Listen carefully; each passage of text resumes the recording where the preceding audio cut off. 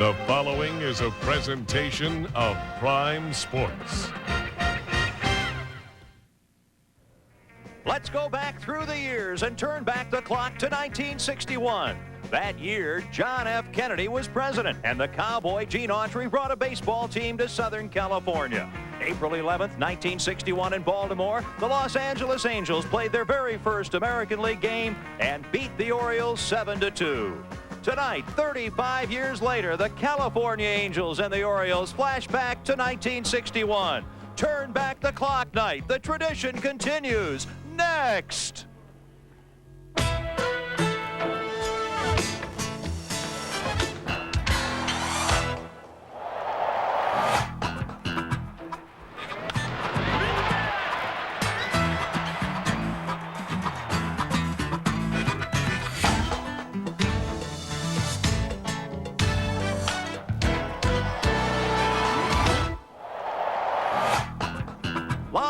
From Anaheim Stadium, Prime Sports presents California Angels baseball.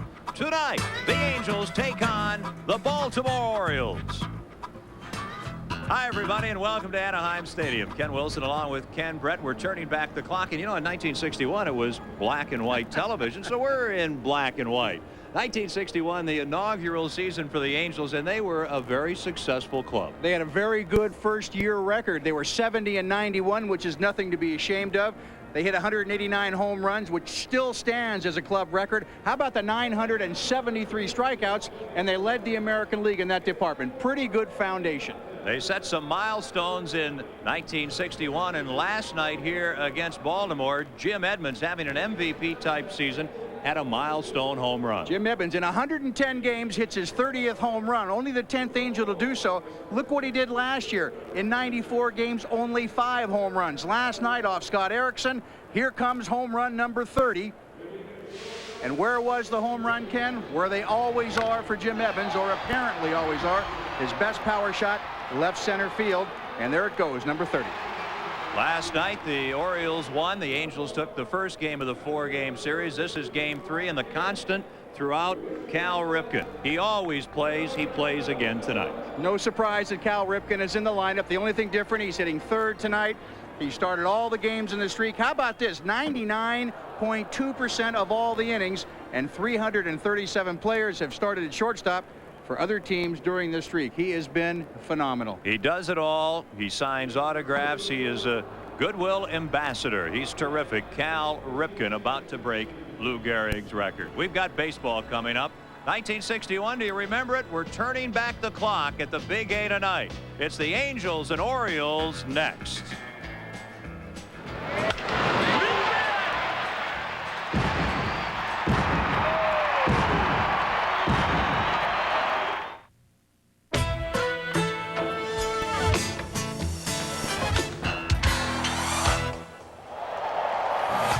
Angels baseball on Prime Sports is being brought to you by Southwest Airlines. Fly Southwest, the low-fare airline. By your Southern California Chevrolet and Geo dealers. Come see the all-new lineup of cars, trucks, and vans today. And by the California Lottery.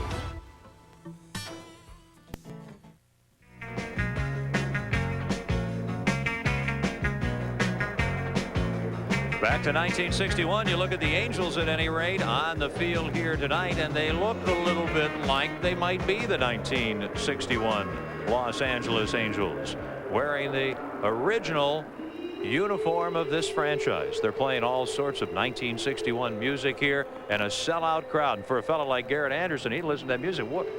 What's that? Yeah, there's a lot of guys, unfortunately, Ken, that were not born when the 61 Angels took the field. Let's take a look at the Baltimore Orioles starting lineup, brought to you by Southwest Airlines. Leading off and playing center field, Brady Anderson. In the number 2 spot, the DH, Brett Barbary. Cal Ripken is hitting third at shortstop. Right fielder Bobby Bonilla in the cleanup spot. Hitting 5th, playing first base for the Orioles, Rafael Palmeiro. Chris Hoyles is the catcher. Then third baseman Jeff Manto.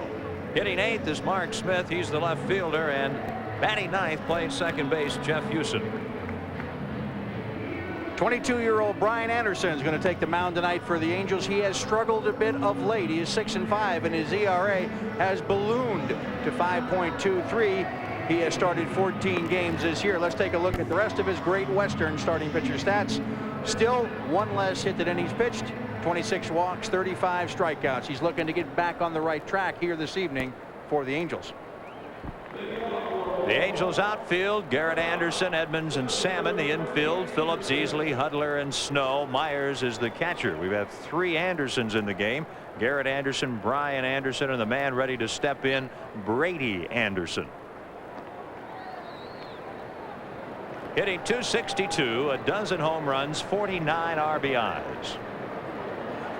Brady was on base 4 times last night, had an RBI single in the 6th, drove in another run with a double in the 8th, and he takes strike 1. Very nice warm night, 84 degrees at game time. The lights are on, not a cloud in the sky, and this game is a sellout. Third baseman Phillips in on the grass, and that's a ball. I love the look. The look of the uniforms, the look of the stadium filled. Looks like it could be October. Kind of that postseason atmosphere here at the ballpark tonight. You'll be getting ahead of yourself now. The Angels with an 8.5 game lead in the West with only 32 games remaining. As this one is fouled into the crowd, and the count on Brady Anderson is 2-2.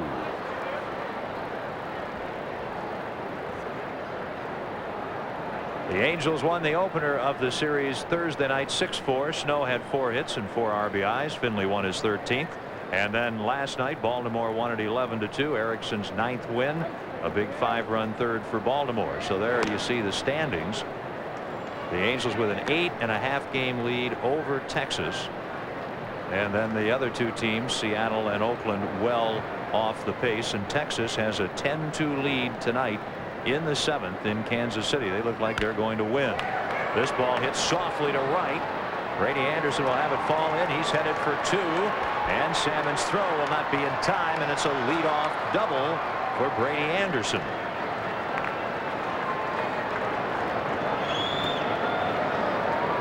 You're right, Ken. It was a soft hit, base hit into the right field corner. Let's take a look at the pitch here. Gets a pitch down and in. Brady turns on it, almost like a little floater. But Salmon was playing well back, and the ball takes a little turn once it hits the ground, goes toward the line. Easy double for Brady with his speed. At the plate is veteran Brett Barbary, the DH. He's ready to bunt, pushes it back to Anderson. They've got a shot at third, over to Phillips, the tag, and out at third is Brady Anderson. Barbary bunting the ball much too sharply, safe at first on the fielder's choice. So the Orioles looking to get a bunt here, a sacrifice. He bunts it right to the pitcher. Look at the no hesitation on the part of the pitcher.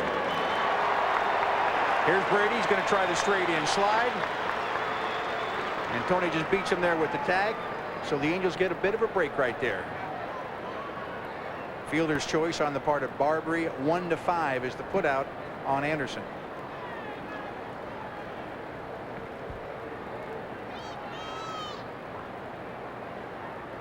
At the plate, Cal Ripken. Cal takes a strike. Ripken comes in hitting .259, 12 homers, 61 RBIs. Are the Orioles 95 uniforms exactly the same as their 61s? You know, they have not changed all that much. Not at all, have they? The socks obviously are different. Yeah, they're a little different, but not much. Orioles always had, at least in my opinion, and I always thought that uniforms were something that were kind of personal. I always thought the Orioles had good uniforms.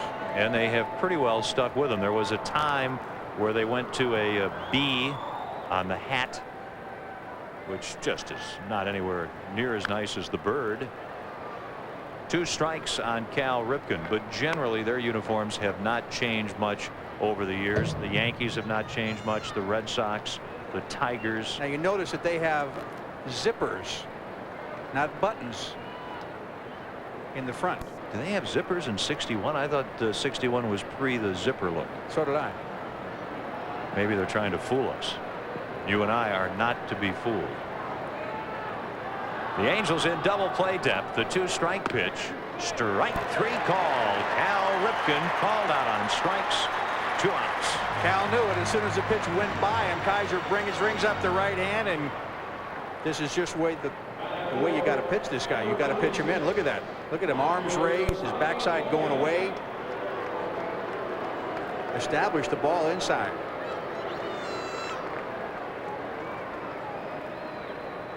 The runner at first is Barbary with 2 outs, and at the plate Bobby Bonilla.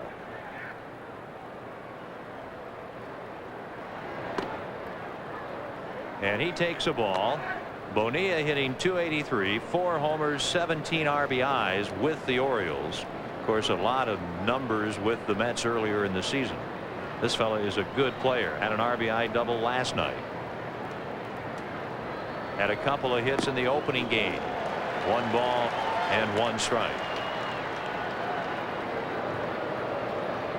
The Orioles uniforms from 61 may be similar to the uniforms they wear in 95, but when you look at them, the big difference, the socks, and Bobby getting in the spirit of things.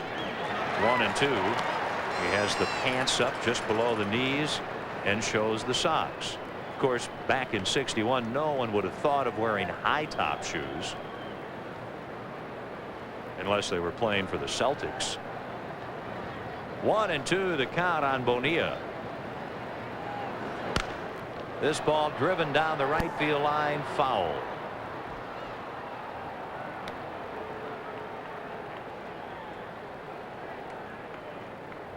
The other thing you notice right away when you look at both teams, the back of the uniform, no names. Sell more programs that way. Can't tell the players without a scorecard. First team that went to the names on the backs of the uniforms, the White Sox.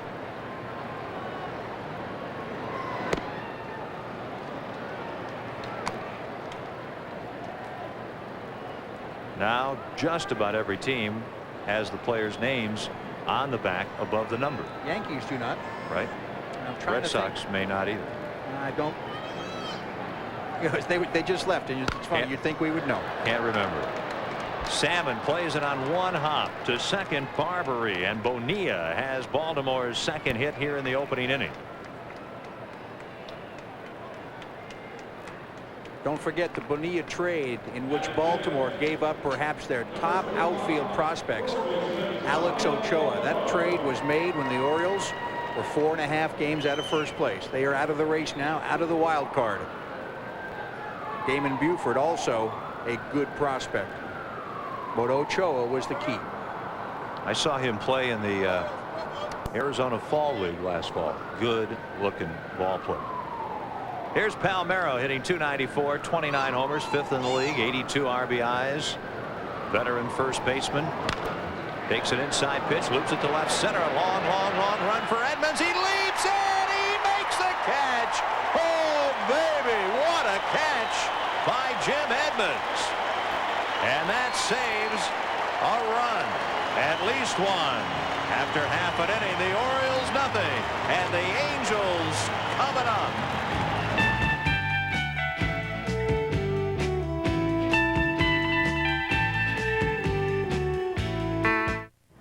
The Orioles failed to score in their half of the first. Now the Angels will come up to face Kevin Brown. Southwest Airlines presenting the Angels starting lineup. Played third, hitting first tonight, Tony Phillips. Then the center fielder, Jim Edmonds. Tim Salmon, who celebrated a birthday a couple of days ago, is in right field, batting third. In the cleanup spot, the DH, Chili Davis. He's followed by J.T. Snow, hitting 5th at first base. Then left fielder Garrett Anderson. In the 7th position, shortstop Damian Easley.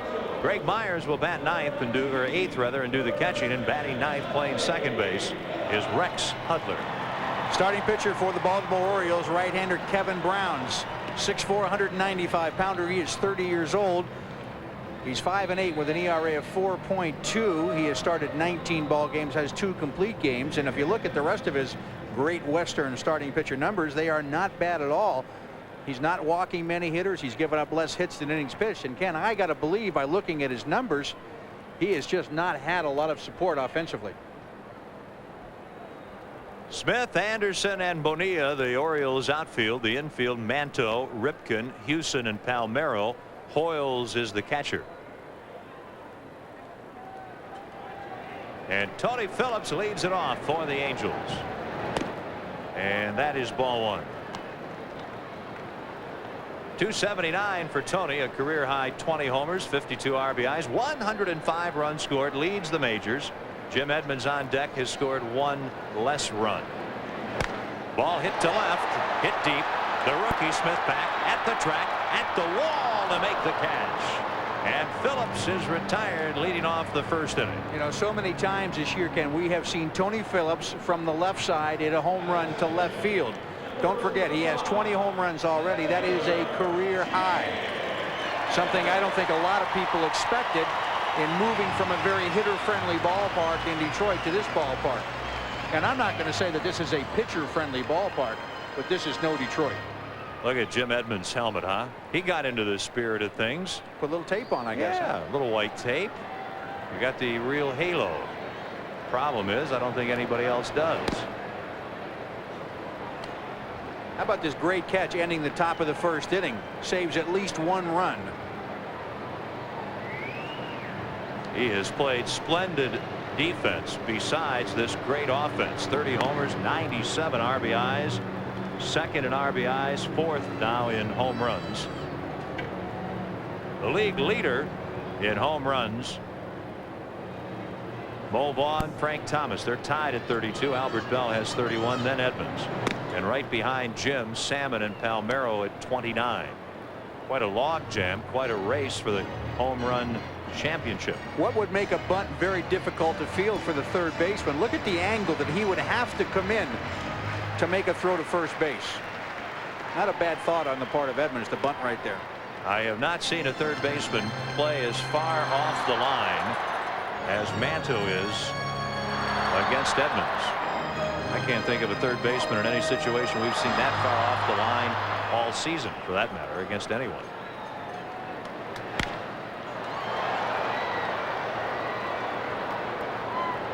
Three and two on Edmonds. Both Tony Phillips and Edmonds really getting in the spirit of things. I like the halo on the helmet, and Edmonds with the socks up, as Tony Phillips had. Dave Gallagher, he thinks it's turned back the clock to 1891. And a walk to Edmonds with one out here in the first inning. Looks like one of those old-time House of David type ball players. Dave's on the disabled list, but you know, I would have to classify Dave as a kind of a fun guy, a loose spirit. Sure.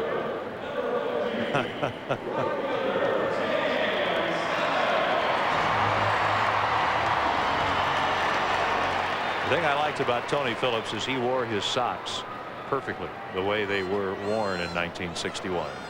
Tim Salmon, 324, 29 homers, 85 RBIs, in the top 10 in all three categories.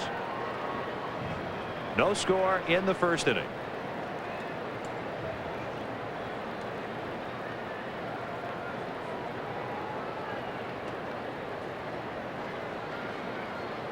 The crowd still coming in here in Anaheim. This one is foul.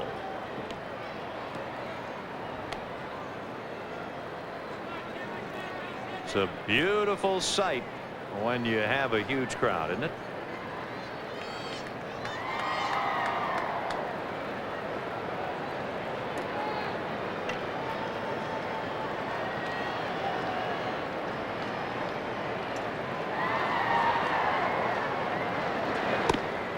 One ball, one strike.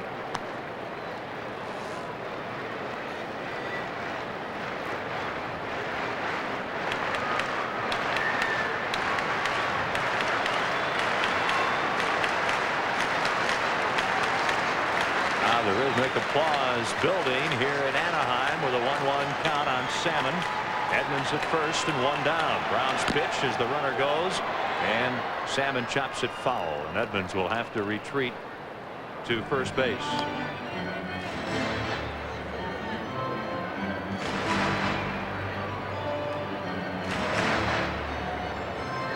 Kevin Brown, 1992, when he was a member of the Texas Rangers. How about the ERA to go along with that 21-11 record? Boy, he was outstanding. Put it all together that year. The key pitch for Kevin Brown is really his hard sinker. He's got about as hard a sinker as anybody in the American League. Foul back, 1-2. The basic pitches he throws, fastball, slider, and changeup, but the fastball is the key pitch. If he gets it down and he can get ahead of the hitters and make you swing at that sinking fastball, you're going to see it by a lot of ground balls.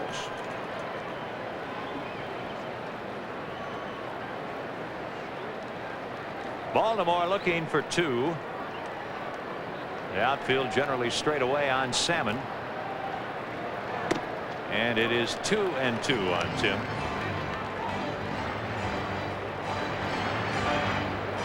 If you're just joining us, it is turn back the clock night here at the Big A. The Angels wearing uniforms like the players wore in 1961. The first year of the expansion team joining the American League, playing at old Wrigley Field in Los Angeles. Moved here in '66 after a stay at Chavez Ravine, Dodger Stadium. 35th anniversary being celebrated, and this big night is all part of it.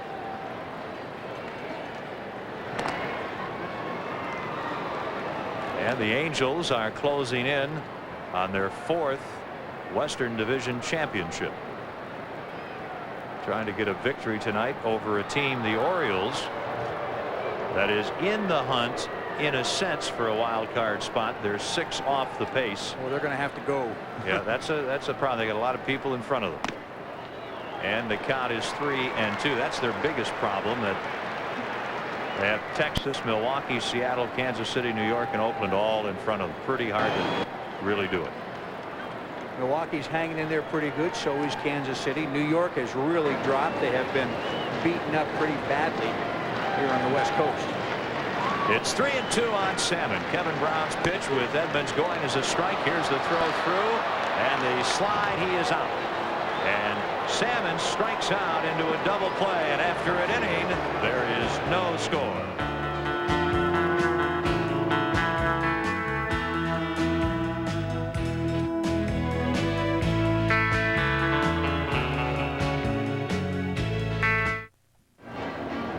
Fans, it's time again for the legendary Fan Facts, now known worldwide.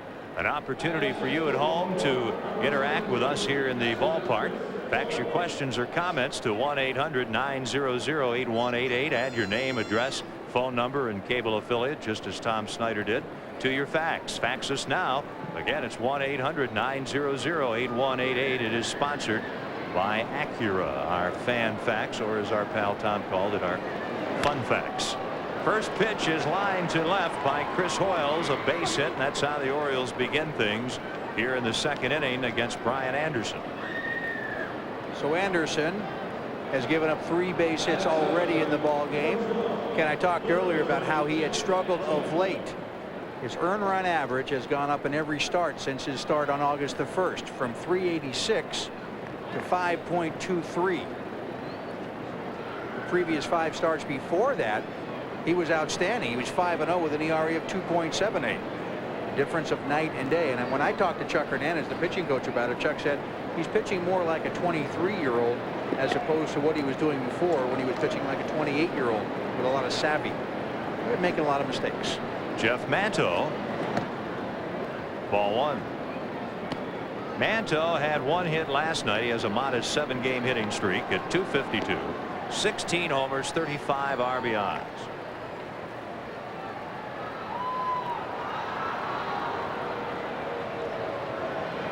No score, second inning. Out of play, 1-1.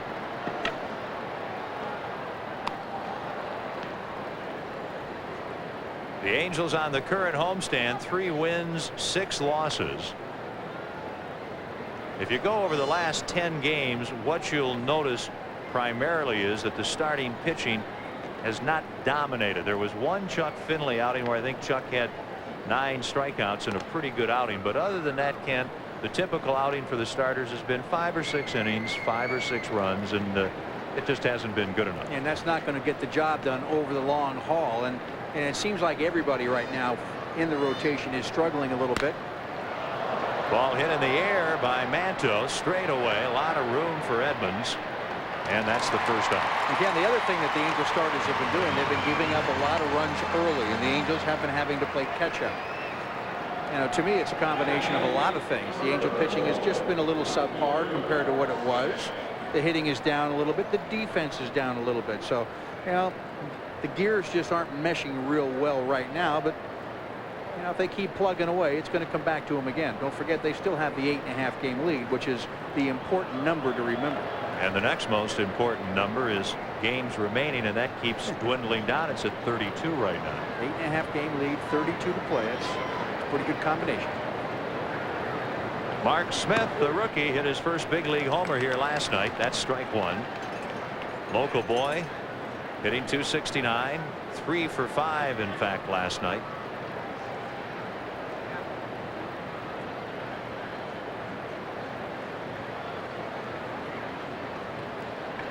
Hoyles at first, 1 out, second inning.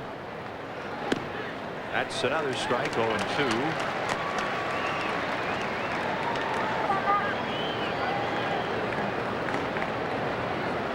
Smith lives up in Arcadia. Went to Arcadia High School and then on to the University of Southern California, USC product. 1 ball, 2 strikes. He was the Orioles' first-round draft pick in the June '91 draft when he was at USC. Incredible, huh? As a freshman, he was a second-team All-American.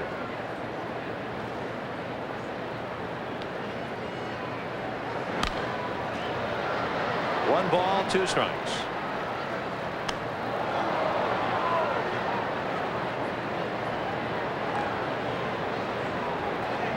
Ryan Anderson from Ohio. Pitched in college at Wright State, which is near Dayton.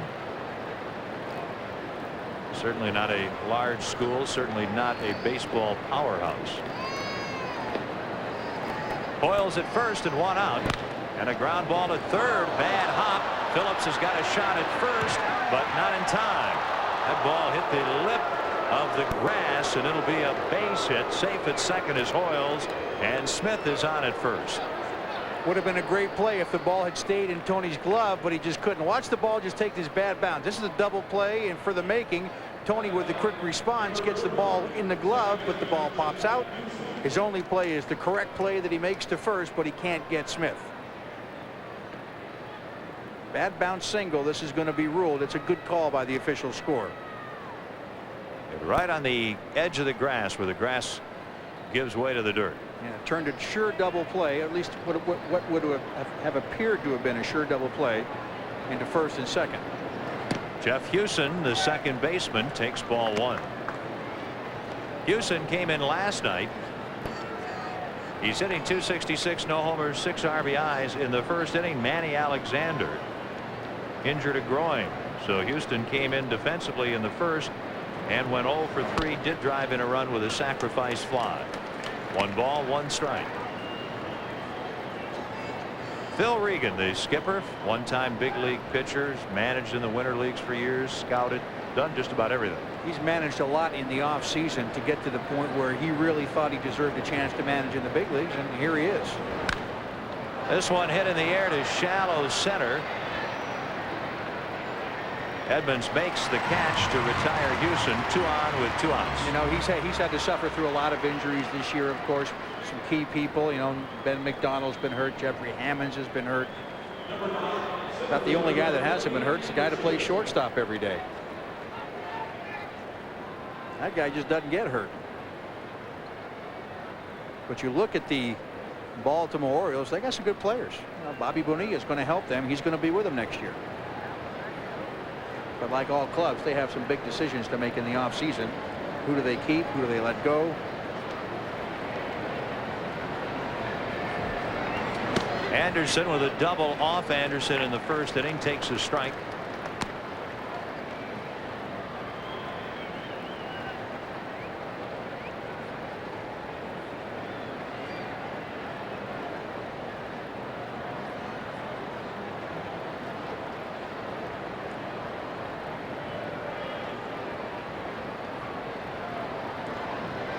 2 on, 2 outs, no score, second inning. And it's a 1-ball, 1-strike count on Brady Anderson.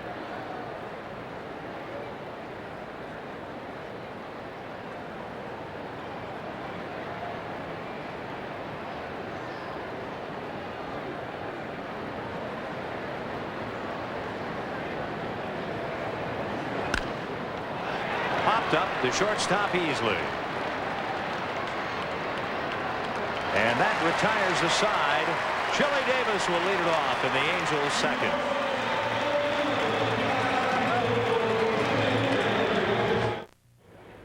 We are back at the Big A, bottom of the second, no score, and we talked to Marcel Latchman before the ball game. We asked him what he was doing and where he was in 1961.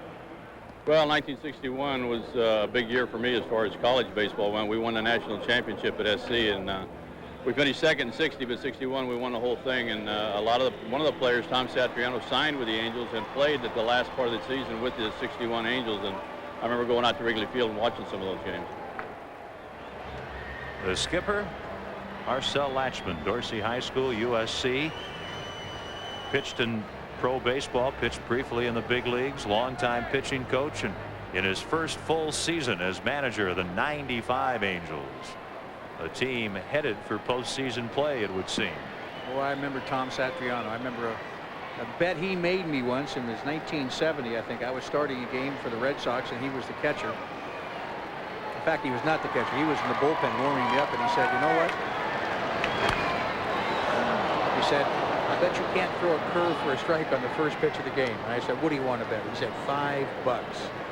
I said, "You're on." And I threw a curve, and it wasn't a strike, and he was laughing in the bullpen. Oh, he was laughing. Chili hitting .338, tied for second in the league, 17 homers, 68 RBIs, and remember, he missed almost a month with a bad leg. Kevin Brown's pitch. Hit foul, and it's 2 strikes on Chili. 1961. Oh, that's a long time ago. A lot of people we run into tonight go, 1961, I wasn't even born. Look at it. 1961, you could get a car for less than $3,000. Typical house was $12.5. Gallon of gas was 27 cents. A loaf of bread 21 cents. Average income $5,700. Minimum wage $1.15. 1961, the economics of it all.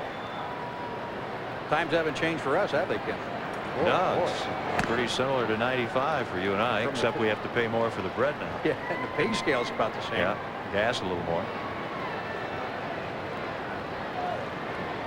A little scary when you talk to all those people who were not born in 1961. I guess you and I were, though, weren't we?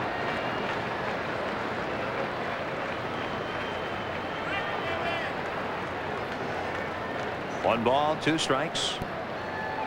Davis leading off the second against Kevin Brown. Laces it to left. That's a base hit for Chili.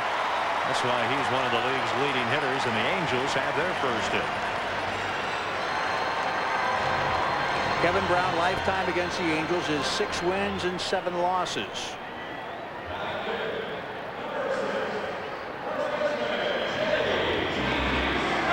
JT Snow going to be the hitter here. JT's had some success against Kevin Brown. Only been up 10 times. Has 5 hits. And even .300.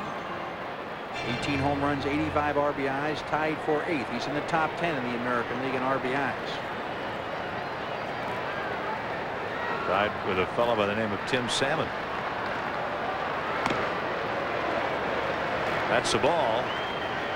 JT has gotten in the spirit of 1961 with the blue sock showing, but Ken, you and I both know in 1961 they always had the sanitaries and the stirrups. Yeah, you got to have the sanitaries and the stirrups. I mean, that's not going to make it there.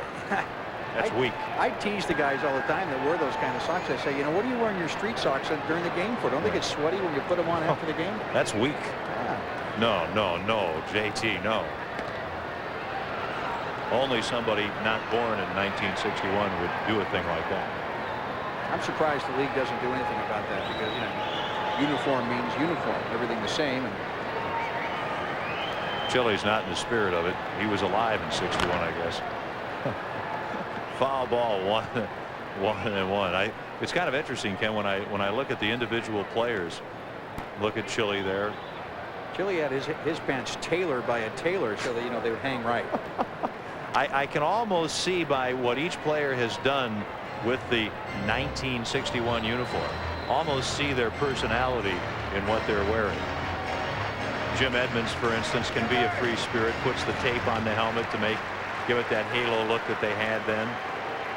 Tim Salmon would only go halfway up with the sock, which is kind of Tim's personality.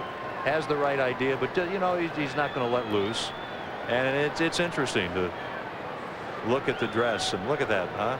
Believe me, the personalities are reflected in how they've handled the night and the dress of the night. This one goes to the backstop. That moves Chili Davis to second base.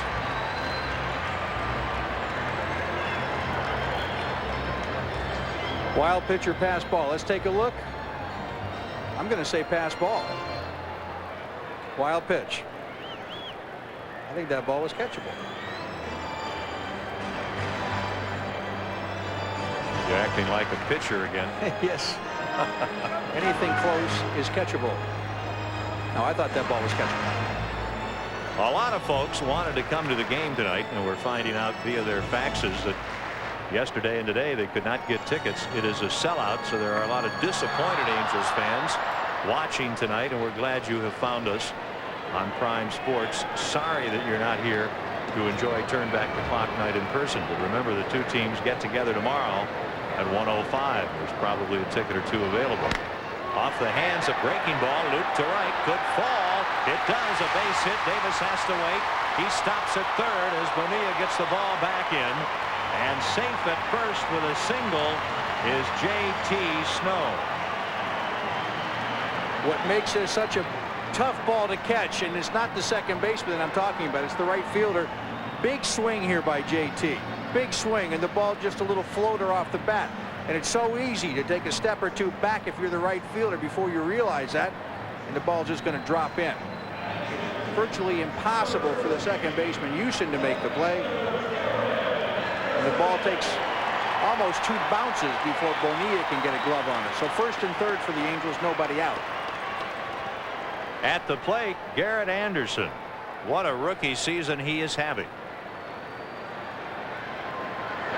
Ground ball. That's what the Orioles want. Houston to Ripken, on to Palmeiro. That's a double play. And across the plate, Chili Davis to score. And the Angels take the lead 1-0 here in the second inning. Tailor-made double play here. Big hop for the second baseman over to Cal. 4-6-3. A run scores, but no RBI will be credited to Garrett.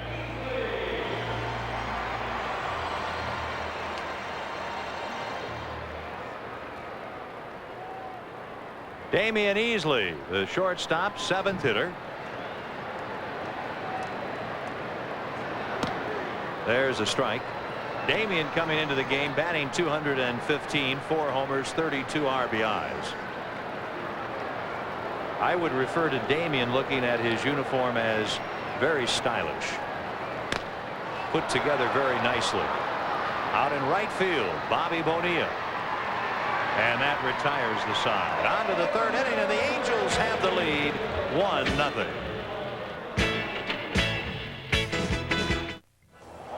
Angels baseball on Prime Sports is being brought to you by Price Pfister, the fabulous faucet with the funny name.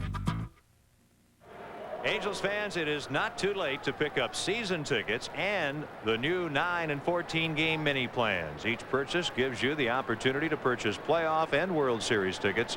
For details, simply call 714-937-7217. Have your name handy, your address handy, your phone number, and your fax number. Call 714-937-7217. They made me tell you, by the way, to have your name handy.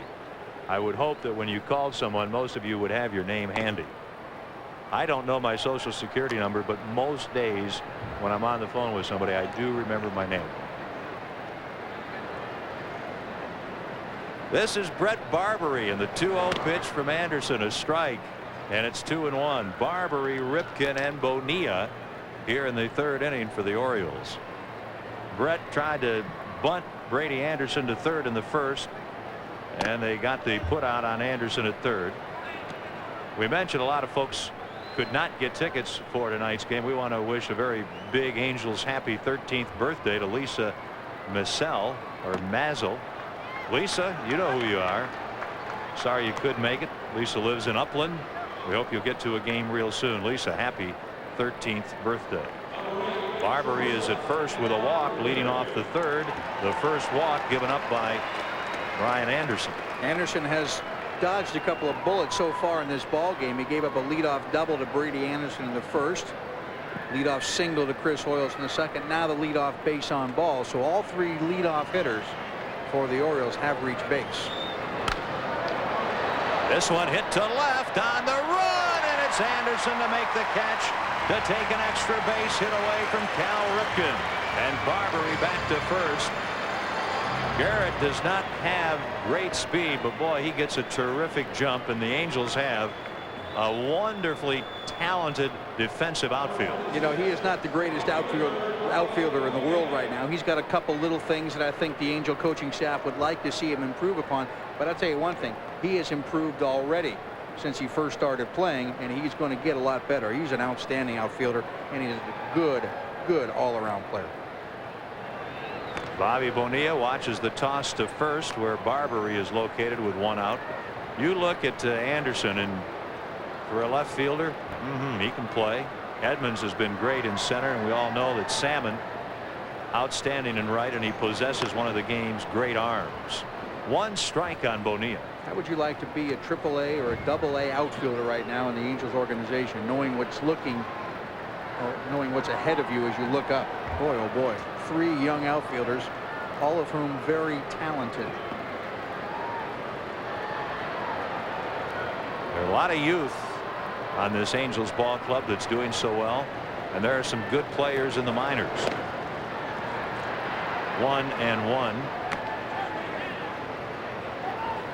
There is Salmon in right, came up, was the American League Rookie of the Year. Jim Edmonds in his second year could be the league's MVP. And Garrett Anderson in his first season will be the Rookie of the Year, it would seem. This ball hit high in the air to right center. Salmon and Edmonds, and it's Edmonds taking charge. The center fielder makes the catch. Bonilla retired, 2 outs.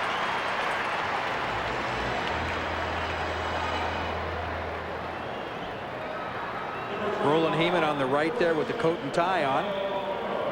He is the general manager of the Baltimore Orioles. The woman to his left, I don't know who that is, but the man behind her is Frank Robinson.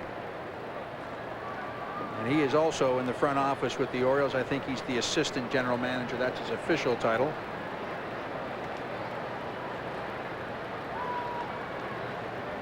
There's Rafael Palmeiro. Ball one. Rafael hit a key 3-run homer in the Orioles' 5-run third last night as they rolled to an 11-2 win over the Angels. 2 down in the third. Brett Barbary at first, held by J.T. Snow.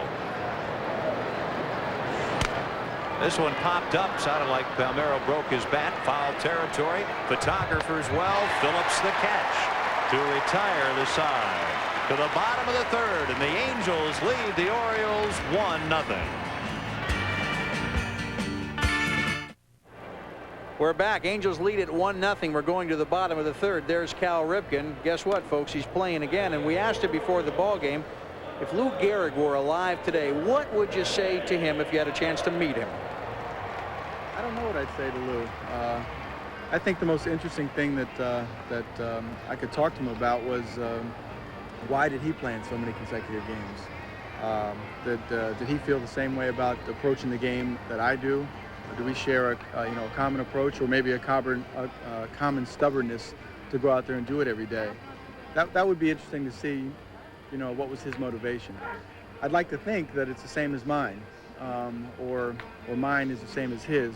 That we love the game so much, and we just want to go out there and play, and we don't want to sit on the bench and watch somebody else play while we had a chance to play. Cal Ripken just celebrated his 35th birthday the other day. Had that one stretch where he played 8,243 straight innings. That record that he has is just amazing. I don't think too many people felt Lou Gehrig's record would ever be broken, but September 6th is the night with the Angels in Baltimore that all things go well. Ripken will break Gehrig's record. Here's one smashed to left center by Myers, and Mark Smith over to make the catch. Greg is gone, leading off in the third. Well, they got some tremendous events planned for that series and really that whole homestand in Baltimore. Special passes, the American League pass that normally will get you into the ballpark is not going to work on the game that he breaks the record. I mean, they are screening some people. They're talking about maybe the president taking a trip on down. Cal, during his streak, he has seen 22 different Angels play shortstop. There have been a few. This is Rex Hudler, the second baseman. And the fastball is there, and Rex in the hole, 2 strikes. Rex comes in hitting .261, 4 homers, 19 RBIs.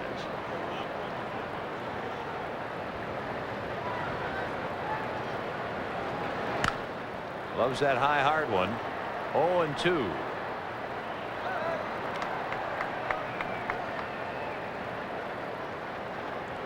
Rex hit a home run in June at Oriole Park at Camden Yards off Jamie Moyer. Was the first to reach the second level in left field in that park. He pops this one up middle of the diamond. Manto, the third baseman, on the mound, makes the catch. Not easy when you're trying to keep your eye on the ball and going up the hill. I tell you what, the way Kevin Brown was looking at that ball, he wanted it. The old rule of thumb is the pitcher never takes a pop-up even if it's going to land right on the rubber. And why is that? Because he's usually not the best athlete on the infield. You would have caught it in your day. No. You moved out of the way to let somebody not as sure-handed as you make the catch? You do what you are taught, and you are taught very early in the professional level. Let somebody else have it. And the only way you break that rule is if it's just a little soft hit and you're the only one that can catch it. Tony Phillips fly deep to left in the first and takes ball 1 from Kevin Brown.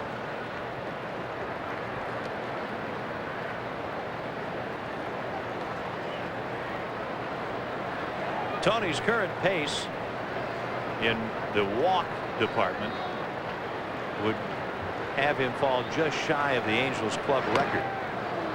He's on a pace for 103 walks. The club record set by Brian Downing, 106 back in '87.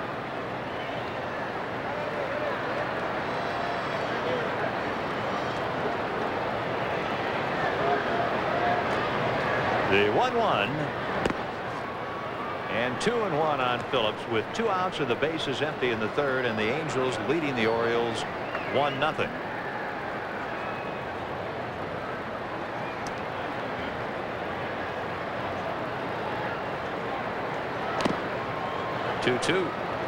Pretty steady diet of sliders down and in to the left-handed hitter from Kevin Brown. You're going to throw the slider, right-handed pitcher, to the left-handed hitter. That's pretty much where you want to throw it. About the only thing you can do with it as a hitter is hit it on the ground somewhere on the right side.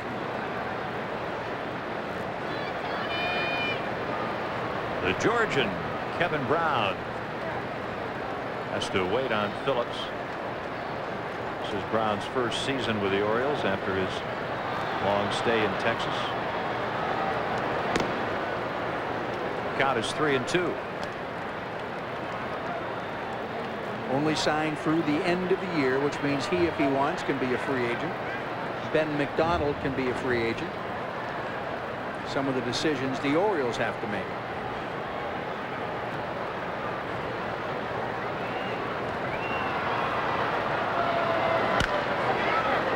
Bounder to Palmeiro, over to Brown, and it's 1-2-3 in the Angels' third. The Angels got a run in the second, and they lead 1-0.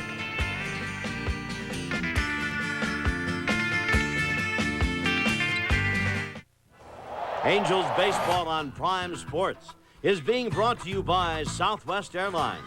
Fly Southwest, the low-fare airline. Tonight's California Lottery trivia. 5 Angels players hit 20 or more homers in 1961. Can you name them?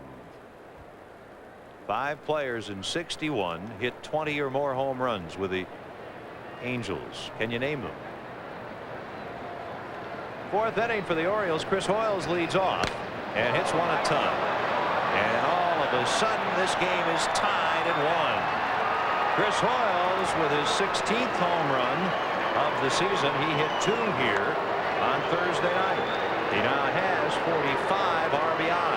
You know, it's not often that the solo home run is going to hurt you, but home runs have hurt Brian Anderson this year. That is the 16th home run he has given up in 87 innings. First ball looking right here. First ball fastball, gets it over the middle of the plate, maybe just a hair over the outside half of the middle. He was looking for it, he got it, and he hit it. And we are tied at 1.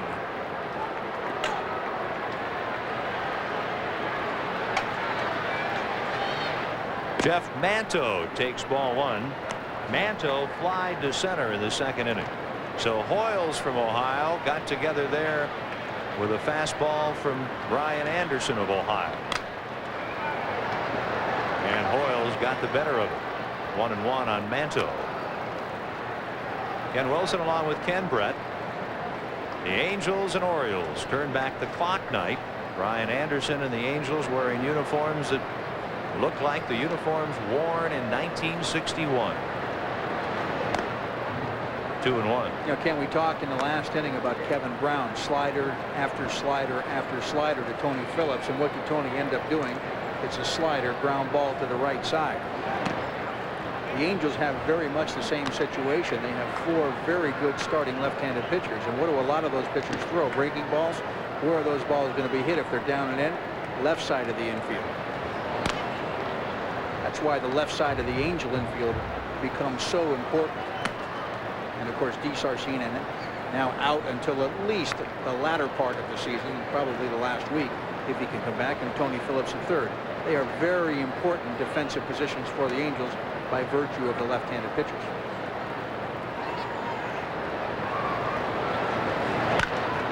There's an example. 3-2 pitch hammered by Phillips. It'll be a ground rule double as someone in the crowd grabs it. Tony Phillips started the season in left field, and third base has been a spot that there's no question he was not comfortable with in the beginning, and he's had a tough time there. This is a tough play for him. Once Tony goes down like that, he's not going to be able to make the play at first base, and by going down on it, he gets his glove on the ball. But this is a double no matter how you stretch it. That's one of those balls that's very hard hit. If he catches it, it's a do or die play, and he's got to get up and throw Manto out. Manto at second with a double. Yeah, that was that had been a tough play for a Brooks Robinson. But it's been a handful for Tony. I think you have to give him a lot of credit for making the move to third. His offense, generally speaking, Ken, has stayed up with the added responsibility and burden of playing third base. Smith socks this one into the crowd. 1 ball, 1 strike.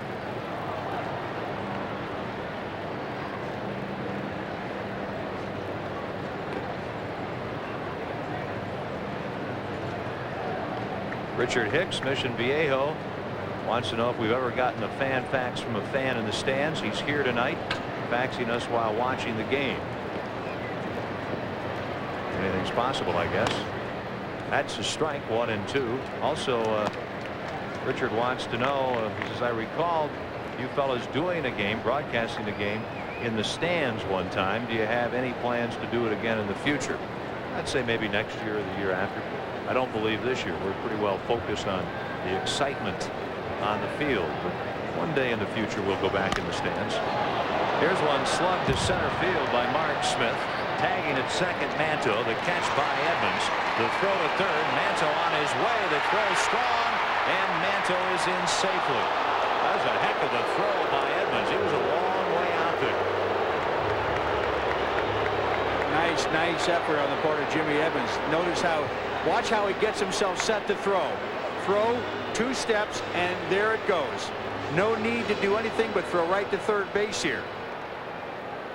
And I tell you what, if that throw is just a couple of more feet toward the bag, they're going to get him at third base. And of course, you do want to airmail it, either that or the short one hopper. That's a good base running, but a very good defensive effort on the part of Jim Edmonds. That's a heck of a throw. Ninth hitter Jeff Houston. The Angels pull the infield in with one out. The game tied at 1. And this ball looped down the right field line, and it'll go foul.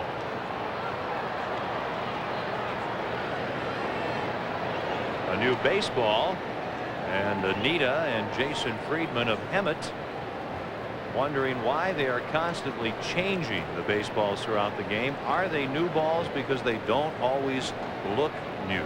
Well, they rub them up with that mud, that special mud they get from Southern River.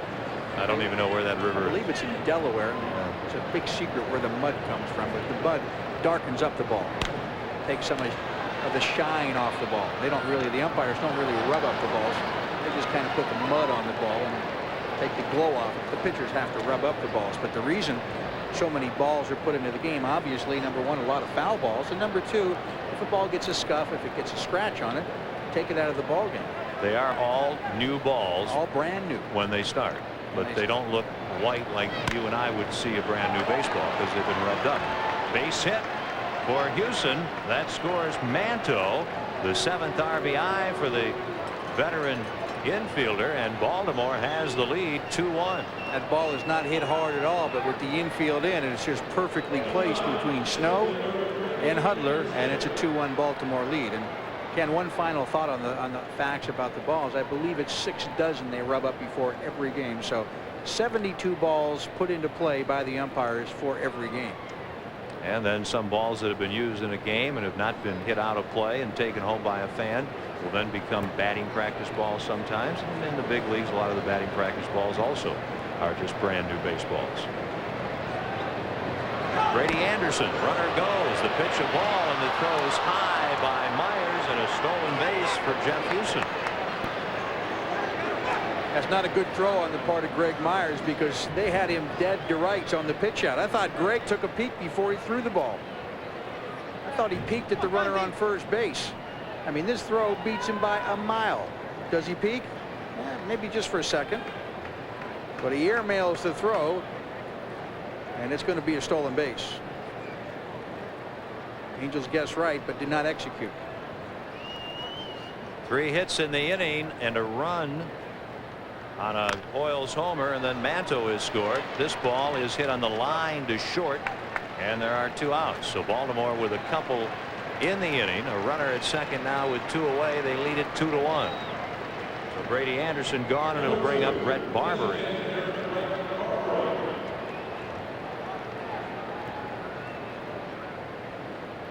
The Orioles have had a very good road trip.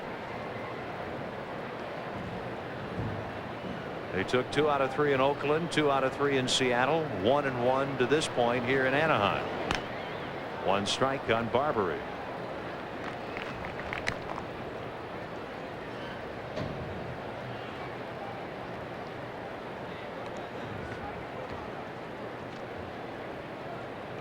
The Vulture is a nickname for Phil Regan.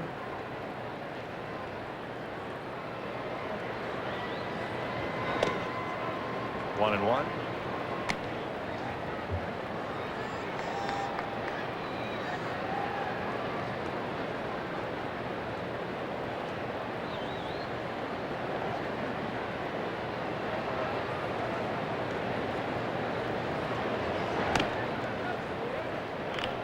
Brett Barbary up there with a 2-1 count. He went to Gar High School in Cerritos. Also went to Cerritos JC and on to the University of Southern California.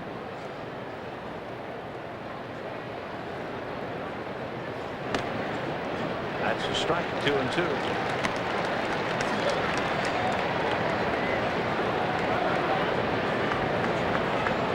The first hit for the Florida Marlins in their history. I believe that came against the Dodgers. They played the Dodgers that night. The 2-2 foul back. Brett's dad played minor league ball in the 60s in the Dodgers, Reds, and White Sox organizations.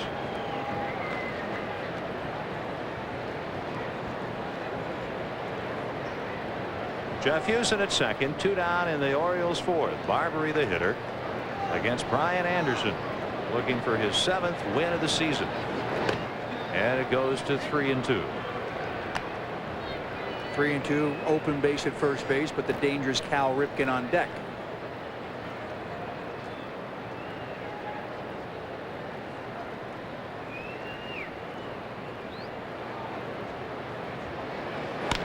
Fly ball right field. Routine for Salmon. And the Orioles settle for a couple, and they lead it here at Anaheim Stadium 2-1.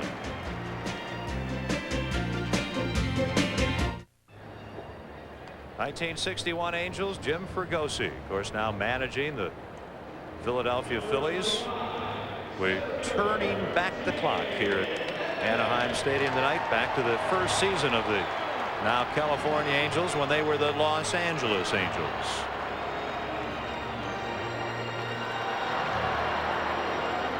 There we go. Some of the older current Angels. Well, that's scary to look at that.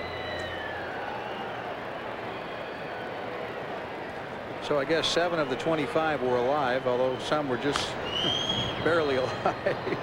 It's just barely. Spike Owen, for instance, just was really born the week that the Angels played their first game in Baltimore in 1961. So he is almost exactly to a day the same age as this franchise. Outfield shades a bit to left on Jim Edmonds, who walked in the first. Charging Houston. On to Palmeiro, 1 up and 1 down.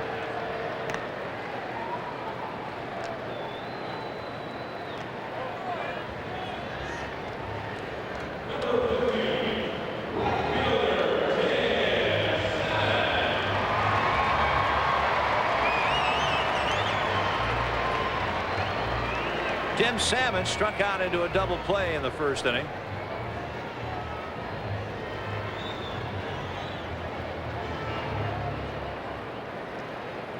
He and Thomas, Bell, and Ramirez ranked in the top 10 in average home runs and RBIs.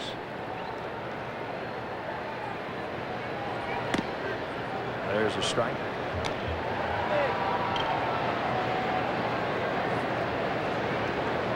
'61, the first year of the Angels.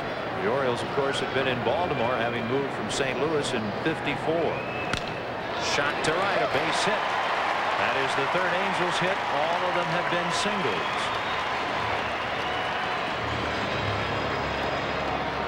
Following the game tonight, the press box will get you caught up on the day in sports with scores and highlights from all of the action of the day. Also get a preview of the U.S. Open with Sports Illustrated's head tennis writer Sally Jenkins, and Leslie Goodell visits with college football's most winning coach Eddie Robinson of Grambling. It's all on the box, the big box, tonight after the game. I also had a couple of big college football games, NFL preseason, with the story of the last-second Michigan football victory over Virginia. All of that and more on Press Box. Chili Davis led off the second with a single, scored the Angels' only run. They trail Baltimore 2-1 here in the fourth. Ken, we had a visitor up in the broadcast booth before the ball game. It was Irv Caves. Now, Irv has worked in sports quite a bit, but he was the PR director for the 1961 Angels. He came up to give me some information about the turn back the clock uniforms and how they came to be in '61. That's a strike on Chili. How did they come to be? They were made by a uniform company in Boston. It was the Dick McAuliffe Company. They used to make all the Red Sox uniforms, and they were modeled after the early Red Sox uniforms because Dick McAuliffe made them. So that's how they look, a little bit like the old Red Sox uniforms. The halo on top of the hat was a result of Fred Haney, who was the first general manager. He came up with that idea? He came up with the idea for that. That's kind of neat. Yeah. Oh, I like that. A little story about how it came to be. Irv wanted to let the people know about that. And it's very nice of you to pass that information along. Just doing my job. At first base, Salmon, 1 gone in the fourth. Baltimore leading the Angels 2-1. Two teams wearing 1961 uniforms here, some 35 years later. 35 seasons, probably more accurately. Baltimore looks for 2 here. And Chile takes one just outside, 2-1. The Orioles in 1961 had an outstanding team. They won 95 games. When you win 95 games, you know what? You think you win it. Well, you're going to win the league. You're going to win the division. You're going to win something. You got a shot. 95 games, you're in, folks. It is 3-1 on Chile, but 1961 in the American League was a very unusual year because 95 games in the win column in 61, they were not even in the hunt. They not only didn't finish first, the Orioles with 95 wins didn't even finish second. The reason being the 1961 Yankees were truly one of the great teams of our time. The Detroit Tigers that year won over 100 games. They could barely see the Yankees in the distance. Yankees won 111 that year? There's something like that. Baltimore with 95 wins in 1961 finished 14 games out. So figure how many did the Yanks win? 95 and 14. 109, maybe? 109. I think the Tigers won 101, something like that, finished about 8 out. 3-1 pitch. And Chile walks, and the Angels have 2 on with 1 out in the 4th inning. 1961, of course, was also the year that the great Babe Ruth's home run record was broken by that man. Roger Maris. 61 in 1961. That's the easy way to remember it. And if you'd like to know what average won the batting championship in 1961, it was .361. Norm Cash. Norm Cash. Mike Flanagan, the pitching coach, out to talk to Kevin Brown. He has walked a couple in the ball game. He has given up but 3 hits.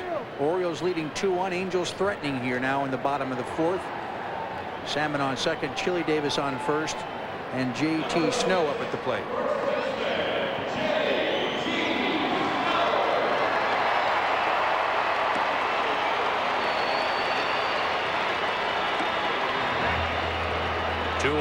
Phil Regan's team leading it.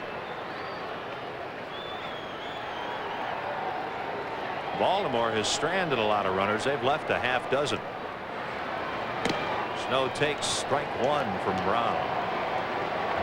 JT had a single in the second. He was 0 for 4 last night after that big 4 for 4 game in the Angels' victory Thursday night. Had a 4 RBI contest, also had a home run in that game. Baltimore halfway around the infield, and this one takes it to 1-1.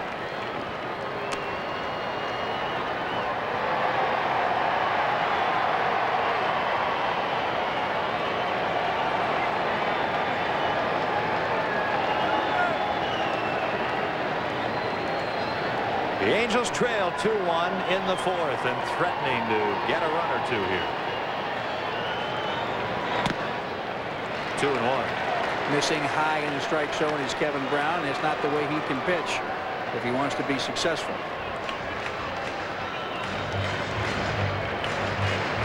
Texas losing the first 2 of a 4-game series in Kansas City, but they win big tonight. 10-3 over the Royals. And my brother George, what did he say? He said they'd win 2. Going to win 2 of 4. I can guarantee you that. Well, he's done that. So Texas will win tomorrow.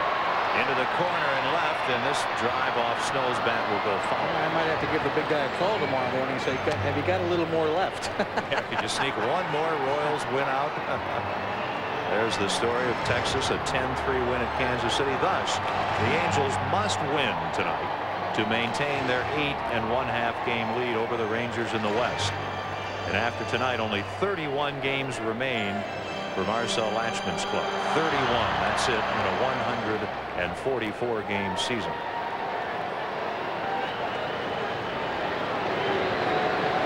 Two the count on JT. He fouls it. That hurts. Those are the kind of foul balls that Kevin Brown likes to see hit. That, of course, means he's pitching down in the strike zone.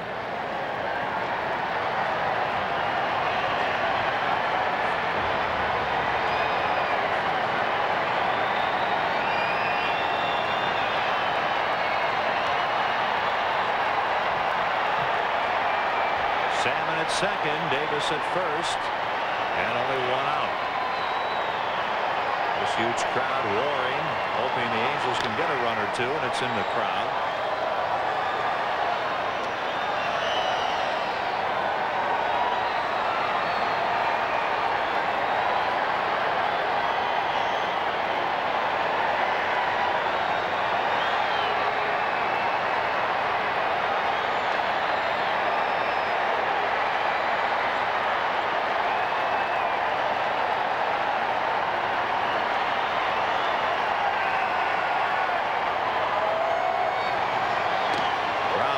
Hits JT and the count goes to 3-2. Brown has not won since June the 2nd when he beat Oakland. So he is looking to snap a 6-game losing streak over his last 12 starts. Well, what do the Angels do here? Do they turn him loose? 3-2, 1 out. Runners on first and second. They're running, and a fly ball to left. Well hit. Smith at the track. And he'll make the catch in front of the bullpen gate, and the runners go back. Salmon to second and Davis to first.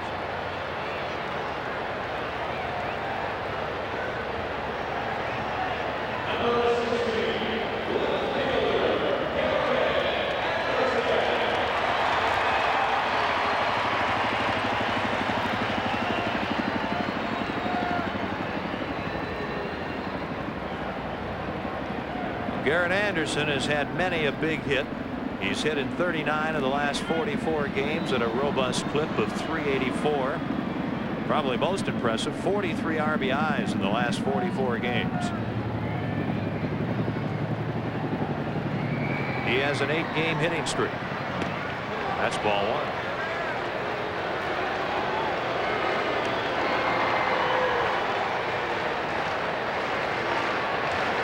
Salmon single with 1 out. Davis walked. Snow the deep fly to left, and it's up to Garrett Anderson with 2 down.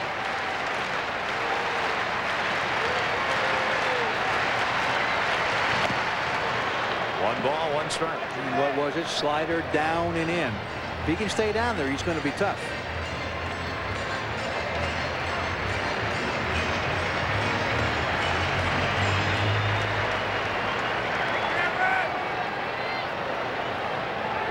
Angels are trailing 2-1 in the 4th. 2 balls and a strike. Now the count favorable to the Angels rookie. Rather have 2-0, rather have 3-1, but 2-1 is not bad.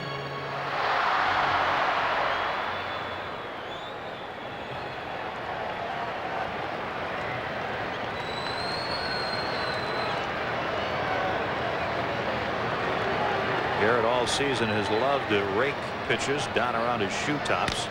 He swings at one there.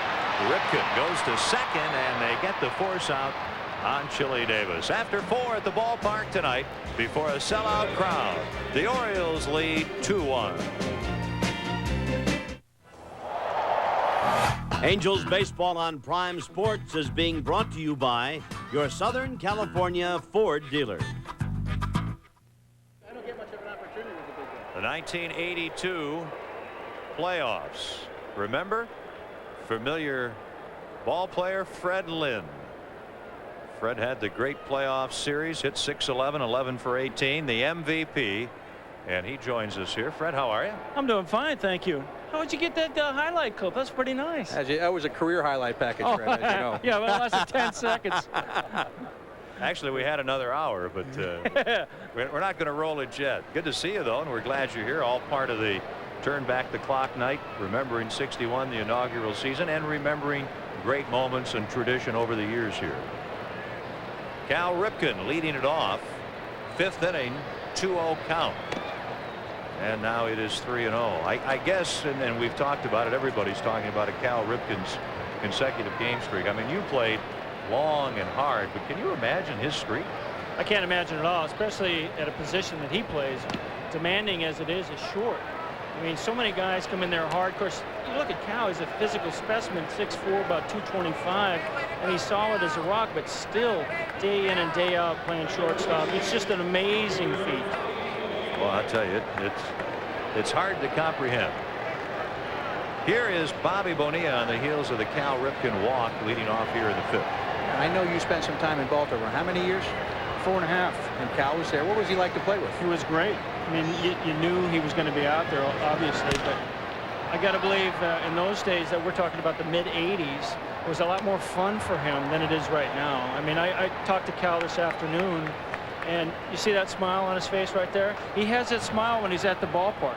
But, you know, when he's away from the park, the pressure of this streak now is just becoming all-encompassing for the poor guy, and I don't know if he's enjoying it. Bonilla, a strike, and it's 0-2. I would think it would be very, very tough to enjoy it. I mean, I'm trying to think in recent years similar things that have happened. I mean, Ken's brother George was going for 400 one year, and that had to be a huge burden. Everybody remembers 61 again, if you will, when Roger Maris was trying to break Babe Ruth's record. I mean, that was a terrible burden on him. Well, theirs are tough. Well, you know, especially with the way baseball has been over the past year. I mean, everybody's focusing on Cal, and he's kind of carrying baseball. Right. I mean, not only is he carrying the burden of the streak and the Orioles on his back, but he's got baseball heaped on there as well.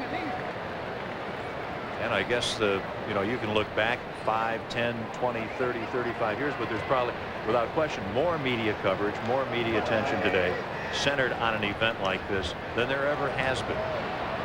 The 1-2 to Bonilla, and he fouls another one. Also, Ken, how many more games are on television now than were on television back then? I mean, you've got so many different people that are televising games. I guarantee you, of the 144 games that Baltimore plays this year, if 140, if not 144, are not on TV of some type, and who do they want to talk to? They all want to talk to Cal. 2-2. This date in history, August 26, 1939, a baseball game was televised for the first time. NBC aired a Dodger-Reds doubleheader from Ebbets Field. So baseball on television has come a long way to where almost every game is on virtually every day somewhere. Thrown out at first is Bonilla. That advances Ripken to second base, and there's one out here in the 5th inning, and the Angels are trailing the Orioles 2-1. So let's get your perspective on the wild card. I mean, who do you like in the wild card, AL in the American League? Well, that's a tough one. That's why I'm asking a professional. Thanks a lot. You know, Texas for a while looked like a world beater, and then they went in that 10-game skid, let everybody back into the wild card picture, and now they're starting to play pretty good baseball again. I'll tell you one thing. I know who everybody does not want to get in there, and that's Seattle. I mean, nobody wants to face the big unit twice in a 5-game series, and that's official. I think that's a given. And Seattle right now is 3rd in the wild card race. Texas first, then Milwaukee, a game and a half back starting play today, and then Seattle 2 back. But again, that starting play, remember, Texas has already won tonight. The count is 2-0 on Rafael Palmeiro, who is hitless in 2 at-bats. Edmonds made the superior catch on his drive to center field in the 1st inning. Are you in favor of 3 divisions and a wild card team? Do you like that concept? I like it a lot. I mean, just think if we didn't have it this year, I mean, there would be a whole lot of yawning going on. Right. Except for the National League West, where that's the only race for first place. All the other races have pretty much been conceded. And really, look at all the ball clubs that are in it. Milwaukee. I mean, Milwaukee's not, you know, they have no Milwaukee's chance. not supposed to be in this. No, that's right. No. But yet they are. You know, they keep hanging around. And clubs like that, I mean, there's a lot more fan interest, let's face it. That's a strike. And it is 3-1. Yeah, to me, Milwaukee doesn't, you know, is not supposed to be there. Kansas City is not supposed to be there. And if you're 4 or 5 games around 500, you're there. Yeah, you're right. And how about Kansas City? They're not supposed to be there. And plus, they get rid of all their veteran players, and they bring up a bunch of more rookies. I mean, how many rookies have they played this year already? And they're still in it. Technically still in it. Fred Lynn is with us. We're in the 5th inning at the Big A. 1982, a Western Division championship, the middle of the 3 this club has enjoyed. You must still have very fond memories of that. Oh, yeah. I mean, you know what I like? I like seeing a lot of people in this ballpark. Isn't it fun tonight? We were talking about that. Yeah. There's electricity in the air again. Obviously, there's some pennant fever going on here in Southern California, which they haven't had for quite some time. But to me, it's just nice to play or announce in front of a big audience. I mean, the players, they love it. Sure. It's I don't know anyone who ever has said, hey, it's not more fun when there's a lot of people. And that's what we were saying tonight with Cal Ripken here, and a little buzz with that, and then the big crowd. It was not unlike a postseason atmosphere here in Southern California tonight. The more the merrier. It just creates it is the atmosphere. I mean, just the noise. If you close your eyes, you can tell it's that hum that makes a baseball park, I like to say, sing a little bit. It's just a great feeling. Well, the play that Edmonds made, not the diving catch, but the throw to third, or the runner tagging at second, as the ball was approaching third, you could hear the crowd rise. Yeah. It was great. I mean, I haven't heard that in too many ballparks this year, at least I haven't, and it's pretty refreshing. Here is Chris Hoyles, who has a home run and a single tonight. He has 3 home runs in the first 3 games of this series. Ripken at second, Palmeiro at first. They both walk and only 1 out. And that one drops in for a strike. Oh my God! Do you remember that, Fred? Where is this stuff coming from? We got a library.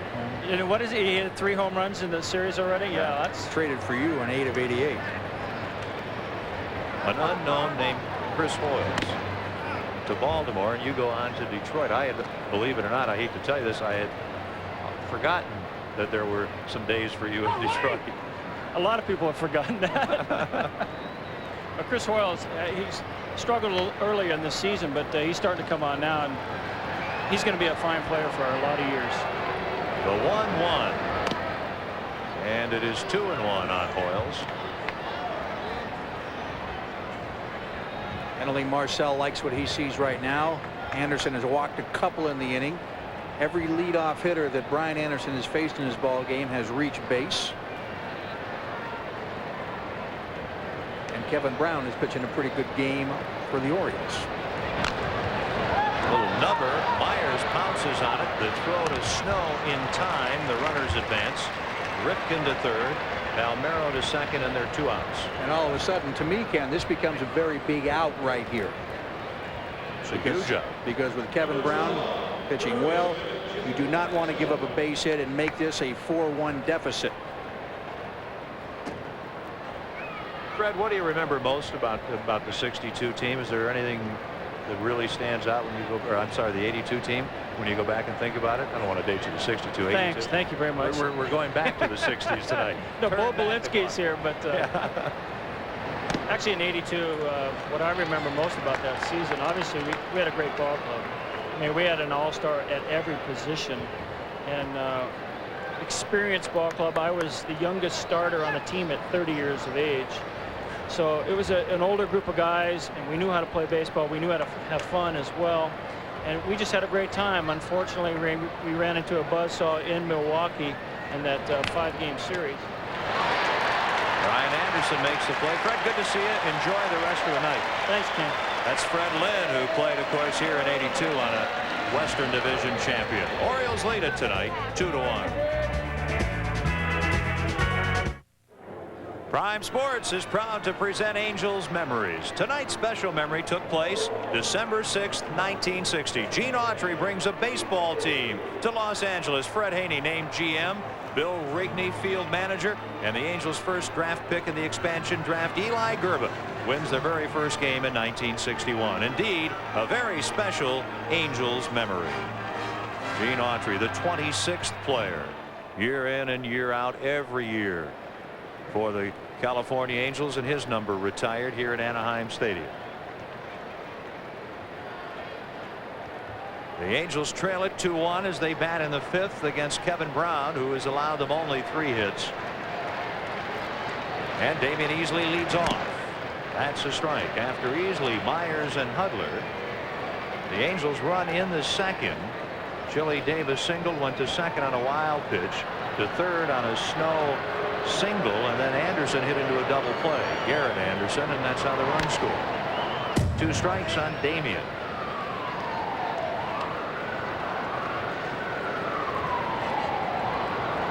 There have been a couple of double plays that have slowed the Angels down tonight. In the first inning, Edmonds walked with 1 out and was running as Salmon struck out, and they threw Edmonds out for an inning-ending double play. and then the Anderson double play in the second. So there have not been many runners left. In fact, only 2 for the Halos. 5th inning, a 1-2 count on the leadoff hitter Damian Easley, and it's 2-1 Baltimore.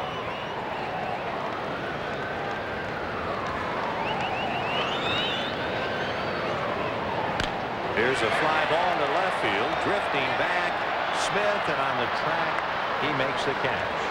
1 out. Look, in this ball game, the Angels offensively hit about 4 or 5 balls to the warning track, but that's about all the steam they've had.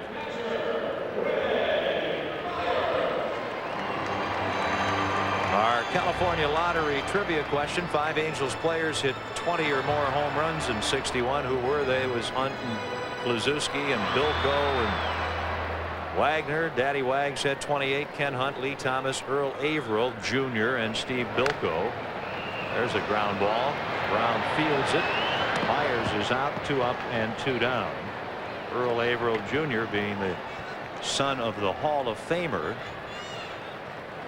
Steve Bilko, the bulky right-handed hitting first baseman who had a big career in the PCL. Lee Thomas, now the GM of the Philadelphia Phillies. Ken Hunt here tonight representing the '61 team, and we all wish we knew where Leon Daddy Wags Wagner is. What a great personality, Daddy Wags.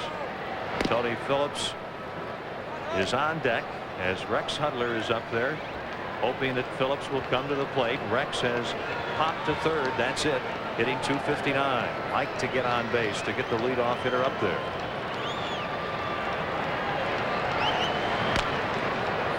Two strikes. Leon Wagner, of course, played with the Giants, played here with the Angels. Big left-handed hitter, outfielder. Angels in 1962. Look at that record. 10 games over 500, finishing third. Big year for Daddy Wags and Dean Chance. 2.96 ERA.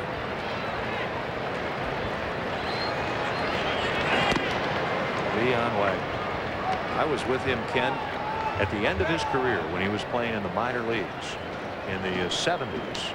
A good 10 years after he had the big year here in Hawaii. And he was something. He could do the one thing: swing the bat. He could swing the bat. Out of play, 1 and 2. And we've had a number of faxes last year and this year wondering where is Leon Wagner. And Ken, I'll be honest with you, I don't know, and I have not had anyone say to me, boy, you know, I just saw Leon Wagner, I heard about him. I'd love to know where he is. He's a terrific fellow. The high cheekbones. He was something.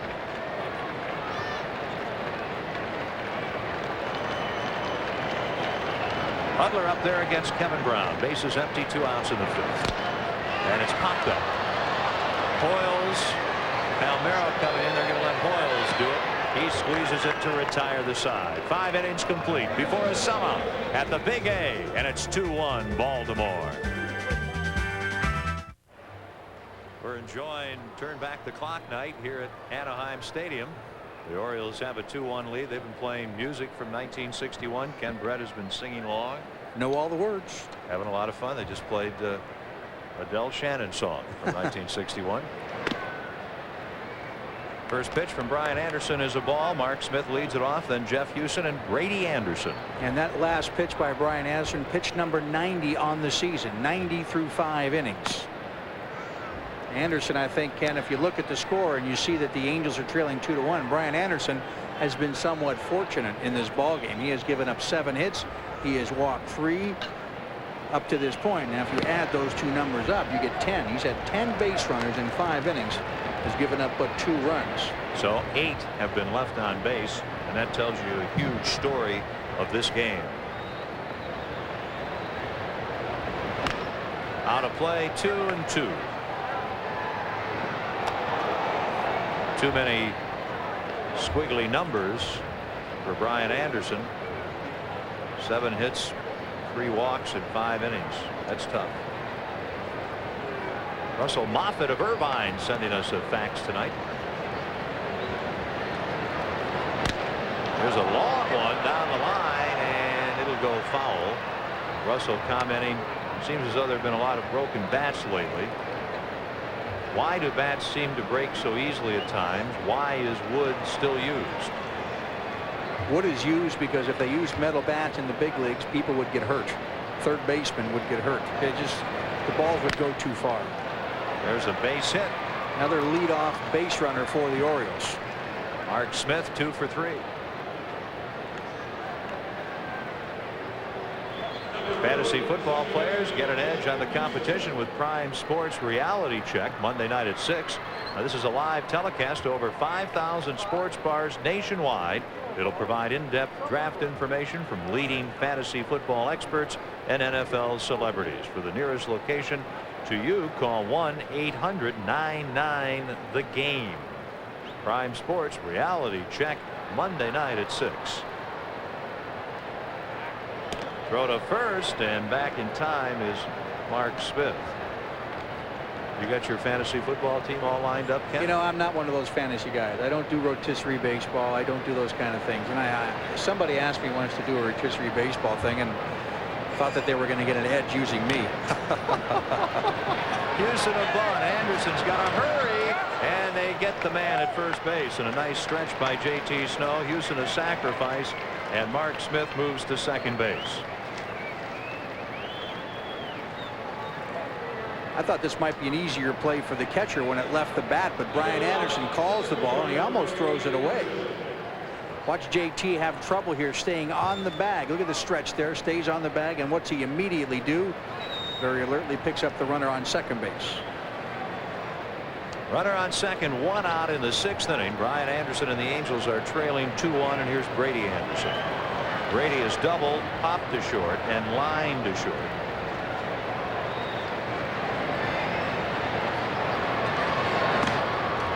And that's a strike. I am, I think, getting a little bit behind the times, because the last few days I have read article after article after article about Microsoft's Windows 95. I have no idea what they're talking about. Me neither. Also, when you talk about fantasy baseball and fantasy football, I have no idea what it even is. I hear about drafting players. I see it in Baseball Weekly, the publications that you and I follow regularly. I see the full page. I have no idea what it even is. Yeah, I skip over that stuff like I have no interest. I don't know. It's I just don't know us, I guess. Do people, the typical person drafts teams of players that actually exist? You draft teams and you get points when your players do things well. If you have a pitcher and he does well, if he wins, you get points. If you have a player he hits a home run, you get points. You can make trades. I don't know. Oh boy. I guess it's beyond me. Somebody gave me the new Prime Sports CD, which doesn't do me any good because it was just a few years ago that I turned in my record player and got a cassette deck. Now you're still trying to figure out what you're going to do with your 8-tracks. Well, I have, you know, cases of records, and I just finally have gotten cassettes, so why would I have CDs? My cassettes work fine. Yeah. And what about those old 45s? I have a ton of them, and proud of them, I might add. Life is going too fast. I can't keep up. 2-2 is the count on Brady Anderson. At second base, Mark Smith, and the Angels are trailing 2-1. It's the 6th inning. All I want is to turn back the clock. Swing and a miss. A strikeout for Brian Anderson. That is his second strikeout in the ball game, a big strikeout. And it's a breaking ball. Stays inside. So with 2 outs and a runner on second base, here's Brett Barbery. He has walked, hit into a force play, fly to right. He's 0 for 2. You know, these people going around, you know, portable phones and car faxes. And God, I got nothing. I got no fax at home. I'm telling you, I'm a caveman. Yeah. This is my kind of night. Turn back the clock. I'm more comfortable in 1961 than I am in 1995. Barbery takes one up and in. Ball 1. Somebody asked me 2 days ago. They called me. I had to do a radio show, and they wanted to do a little profile, and they wanted to know my favorite alternative music group. You went I said Barbara Streisand, of course. I didn't know. Out in right field, Tim Salmon glides in and makes the catch. And the Orioles leave another runner. They have stranded 9. And the Birds are up 2-1.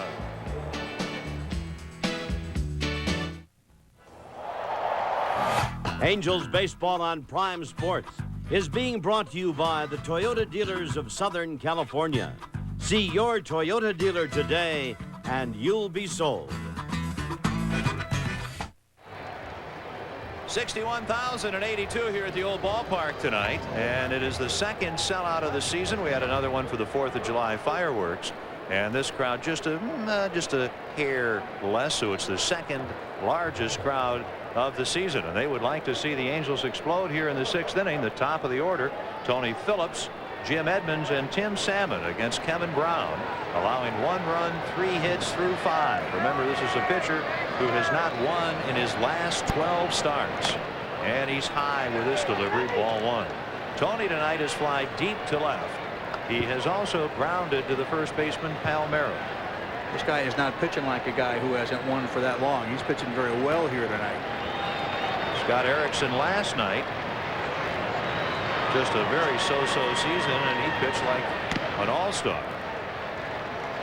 But again, Scott Erickson, a bit of an angel killer with that victory last night, 9-1 lifetime. 70 pitches through 5 innings for the veteran Brown. Brian Anderson through 5 innings had 89 pitches, so quite a difference in that department. 3-0. So often the key for the Angels, get Tony Phillips on base.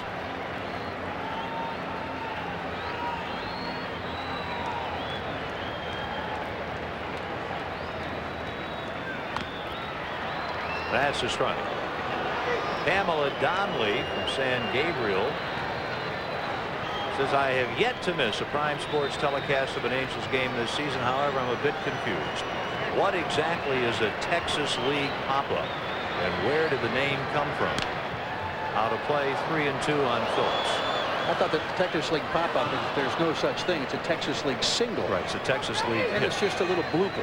It has to be a hit to be a Texas League hit, and it sort of falls in between the infield and the outfield, and it's a little pop-up. It's not a line drive. It's kind of a bloop. It's a Texas League hit. And don't ask me why they named it after the Texas League. I know the story, but I'm having a little trouble with it.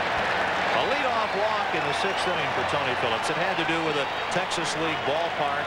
It also had to do with the fact, I think there was a border or some sort of a, like a demarcation line between a city or a county right between the infield and the outfield, and it was on one side or the other. And I'll try to remember the story or find it. But that's how it has to do with it anyway. Texas League. I'll buy it. Yeah, there's a story. We'll have it one day. Here's Jim Edmonds. He has walked and grounded out.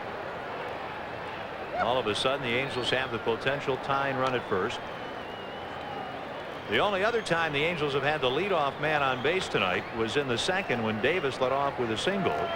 You'll recall he came in to score.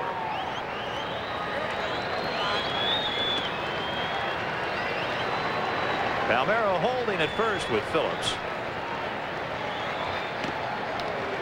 And that's a ball. And Hoyles is going to go out and chat with Kevin Brown.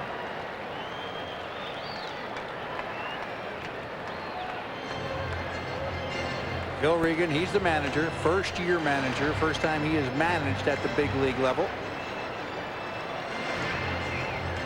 Baltimore starting play tonight, 17 games out of first place. They are 52 wins, 59 losses. When they made the trade to get Barry Bonilla on July the 28th, less than a month ago, they were 4.5 games out of first base. I believe I said Barry's Bobby Bonilla, excuse me. Bobby Bonilla.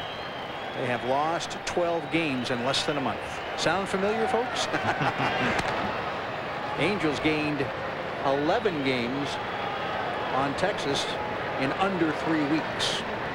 Now it goes the other way too for other teams. It's happened to Baltimore. Texas winning tonight at Kansas City. The Angels must win to maintain their 8 1/2 game lead. 31 games remain after tonight.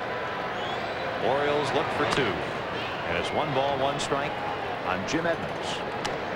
The Angels, since the All-Star break, when they, of course, have picked up all the ground, an amazing record of 28-15. I remember the team has struggled a bit lately. Yet since the All-Star break, Marcel Latchman's club is still 28-15. Fabulous, no matter how you want to look at it. They had that stretch. We're talking about the Angels now. They had that stretch when virtually every night that they took the field, everybody who was associated with this team said they're going to win. That's just the way things were going. It was us. I'm sure it was the radio people. I'm sure it was the press. They were on such a roll, and so many things were going right. It just looked like no one was going to be able to slow them down, much like the streak that the Red Sox have just finished going through.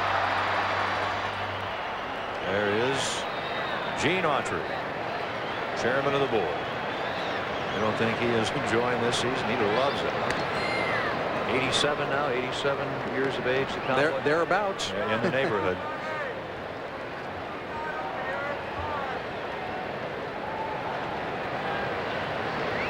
Tony Phillips, a good sized lead at first. Nobody out. 6th inning. Fly ball towards the 386 mark in right center. And there to make the catch is Brady Anderson. Phillips back to first. That's 1 gone.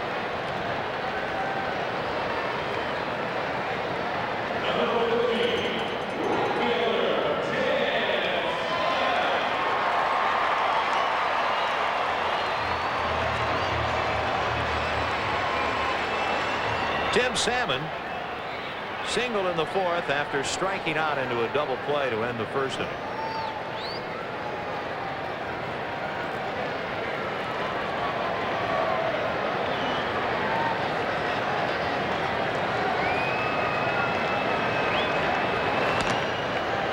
Well, he winds up and fires the ball to first base when he tries that pickoff move.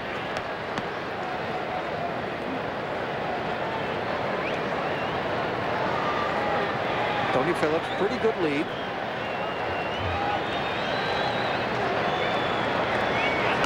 Salmon grounds the ball to 3rd. Manto over to Houston, on to Palmeiro, and another double play. That's 3 for the Orioles. And after 6, the Angels trail 2-1.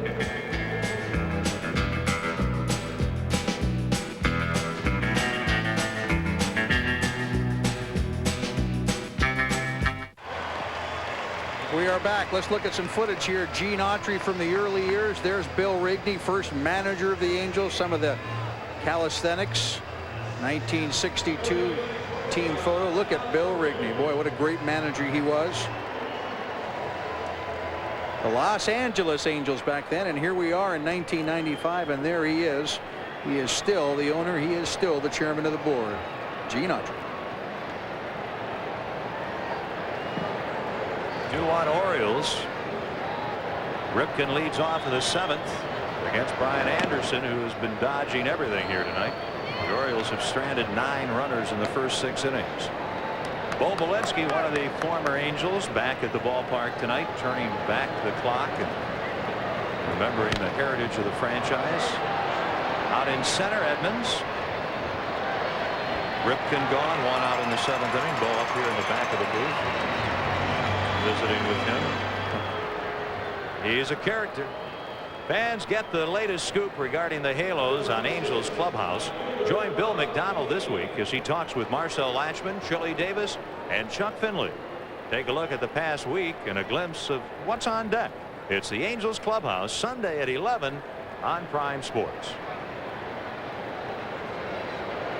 Bobby Bonilla rips one, and this one is going to go into the seats in left field. A line drive. Bonilla all over the first pitch from Brian Anderson, and Bonilla has his 5th home run with the Orioles, and the Birds lead it 3-1 here in the 7th.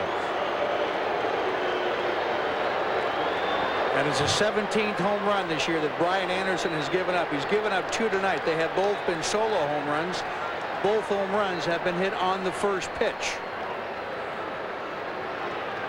He jumps all over this high fastball.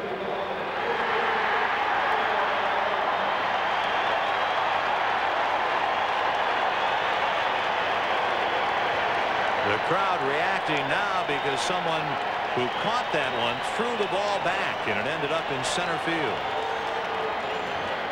So Bonilla makes it 3-1 Orioles, 1 out, and the batter Rafael Palmeiro.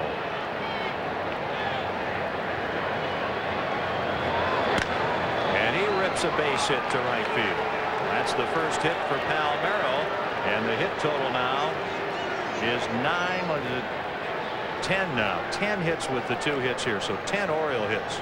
First ball hitting once again are the Orioles, and Ken, a lot of times when you see that, and we have seen 2 first ball home runs hit by the Orioles, a lot of times when you see that, I think the scouting report is going to say the pitcher, in this case Anderson, he is going to try to get ahead of you early in the count with the fastball. Go up looking for a fastball on the first pitch.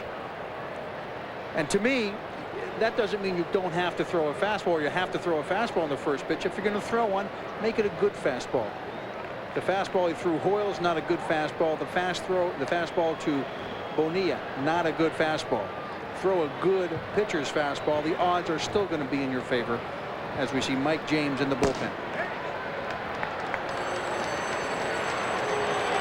Now here comes Chuck Hernandez out. They needed to give Mike James some time. You had seen Hernandez indicate to Myers go out and talk with Brian Anderson. Now Hernandez going slowly, so they need some time in the pen. Things happen quickly. 2 pitches and a home run and a single, so they need to get James warmed. And Ken Kaiser goes out there and says, I know your problem, but I've got a problem also.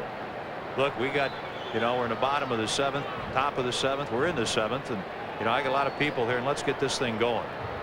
And they are going to the bullpen. Not very often you see Chuck Hernandez go to the mound and the pitching change be made. Normally it is Marcel Latchman, but this time it is Chuck Hernandez. So we are going to see Mike James, Ken.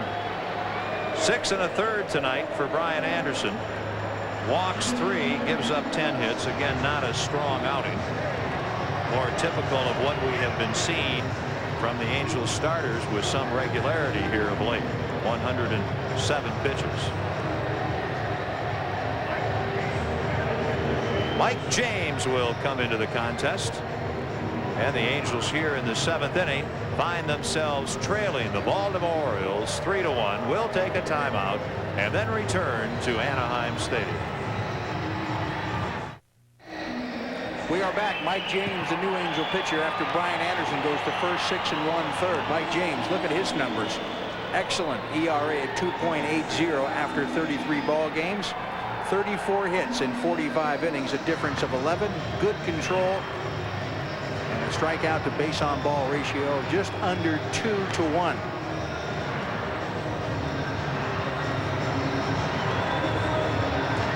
Jim and Tim and Garrett.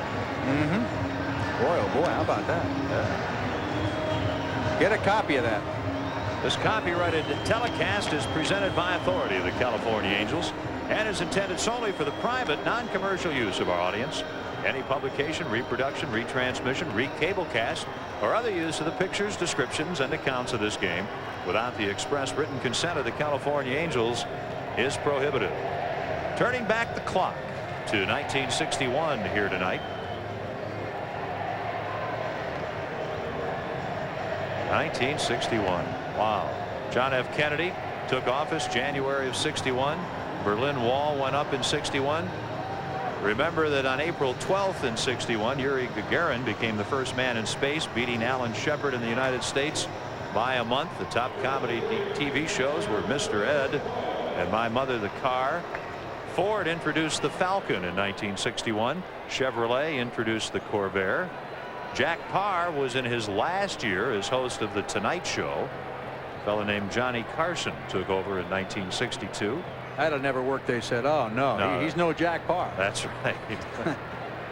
Ben Casey and Dr. Kildare were the top drama series, so television hasn't changed at all. They're back to the hospital doctor medical shows again 35 years later. It's recycled. Yeah. Let's do it again. My Mother the Car is coming out again, by the way. I understand that. Mr. Ed might be back. Chris Hoyle's a single, a homer, and he hit a little chopper in front of the plate, and Myers threw him out. He was 2 for 3. Palmeiro at first, 1 out here in the 7th, and it is 3-1 Baltimore. John Kennedy president, the vice president, a fellow named Lyndon Johnson from Texas. There you see a .79 ERA in his recent outings. For James, he bends one in. A strike call. 1-1. Miss America in 1961. From what state? I don't think they've had a Miss America since. It must be from somewhere up in the north. That's right. They're always from the south. Miss America in 1961 was Nancy Fleming from Maine, Michigan. She was from the Muskegon area. Montague, Michigan, which is a suburb basically of Muskegon.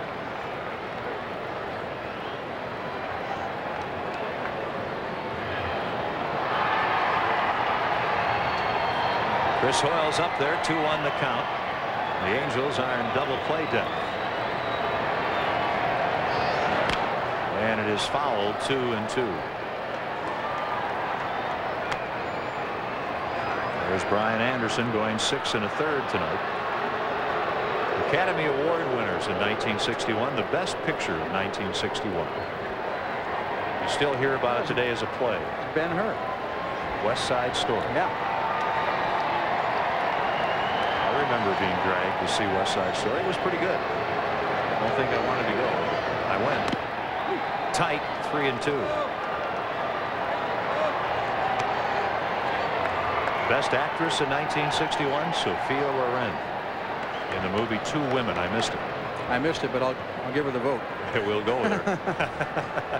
No problem. She gets our vote. After Hoyles, Mantle here in the 7th. There goes Palmeiro. The ball hit very high back of second base. The shortstop easily has to make the play, and he has a tough play. He thought Hudler was going to make the play, and Hudler gave way and easily had to be acrobatic. Thanks a lot. There are 2 outs. Palmeiro back to first. Take a look at a little indecision here. They look at each other. Rex says, you take it. So Damien just goes about his business here. He makes the play. Now, who was the best actor that year? Was it Mr. Ed because he was #1? Did Mr. Ed get the Emmy? No, from the movie Judgment at Nuremberg. I did not see that movie either. Maximilian Schell. This ball ripped to left by Mantle. Stopping at second base is Palmeiro, and they're 2 on with 2 outs and a run already in. That's 3 hits in the inning for Baltimore, and the second hit tonight for Jeff Mantle. The big songs, the music of 1961, Moon River, movie music, Henry Mancini, we know that. Runaround Sue. I mean, yeah. Dion. I remember that. Dion. I remember that song. Dion, Runaround Sue. Is that the I'm the type of guy who likes to run around song? Mark Smith, the rookie. First pitch is a strike. We heard it earlier. That's when we saw Garrett Anderson looking up into the sky wondering what this weird music was. The song The Lion Sleeps Tonight, which was a big hit from the Tokens. Palmeiro at second, Mantle at first. 2 down in the Orioles' 7th inning. The 1-strike pitch fouled back. One of the most popular songs in 1961 was the song Love Makes the World Go Around. I'm having a little trouble with it. If somebody would fax us, Love Makes the World Go Around. That's a female vocalist. Yes, you know, and I'm thinking Dusty Springfield, but I think Dusty said it'd be a little early. I need someone to tell us about the song that was a big hit in 61. Love Makes the World Go Round. Female vocalist. Which one? 2 strikes on Mark Smith, the 8th hitter in the Orioles order. Somebody out there. There's the fan fax number, our Acura fan fax. Love makes the world go around. I'm baffled. The Orioles have the lead 3-1. The Angels got a run in the 2nd. The Orioles 2 in the 4th and 1 here in the 7th for the lead. Smith lines it to right. That'll fall a base hit. Here's Palmeiro at third. They're waving him in. Here comes Salmon's throw. It is offline and too late. Another run scores, and it's 4-1 Baltimore. Mantle ends up at third on Mark Smith's single, and Smith, who hit his first major league home run last night, has 3 singles here in this game. It's a pretty good pitch right here. Ball up a little bit.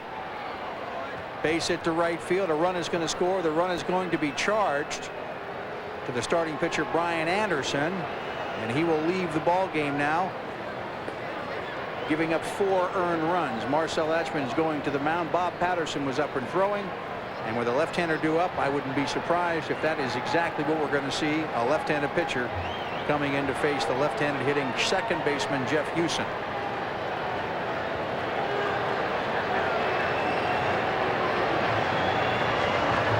So we're going to take a break here. Patterson coming in for Mike James. Baltimore leading 4-1. We'll be back in just a moment. We are back as Bob Patterson going to try to end things here in the top of the 7th. Brian Anderson started. He got an out. Mike James got an out. Bob Patterson going to try to get the last out here. Bob's been in 48 ball games. That's up there among the league leaders. He's 5-2, ERA 2.40, and you get to see the rest of his numbers. Good control, good strikeout to base on balls ratio, and less hits than innings pitched. An indication of how well Bob has pitched this year. You can close the book now on the starting pitcher Brian Anderson. 6 1/3, 10 hits, 4 runs. They were earned. Walked 3, struck out 2. Chili Davis there talking to the young left-handed pitcher. Jeff Hewson will be the hitter. He was a left-handed hitting second baseman in the ball game tonight. Hewson has sacrificed, flied out, and single. Hope you'll join us for our next telecast here on Prime Sports. It'll be the White Sox in town on Tuesday night, September the 12th, the 7 o'clock telecast. Frank Thomas leads the Sox in. It's here on Prime Sports. I believe we're here Tuesday the 12th and Wednesday the 13th. Our next Prime Sports telecast. Hope you'll plan on joining us. A bit of a layoff from our friends who fax us and folks we're used to talking with. It's so funny with the Prime Sports telecast starting on June the 15th, well after the season began. We have crammed a lot of games into a short period of time, but now it slows down a little bit. Going to get a little downtime, a little vacation. Jeff Hewson. Ball 1 on Jeff. Montreal, Texas, now Baltimore. He's from Arizona.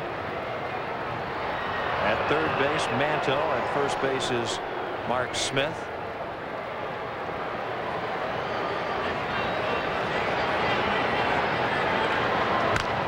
Here's a liner, short hopped by Hudler. He goes to the bag with a force out on Mark Smith to end the inning.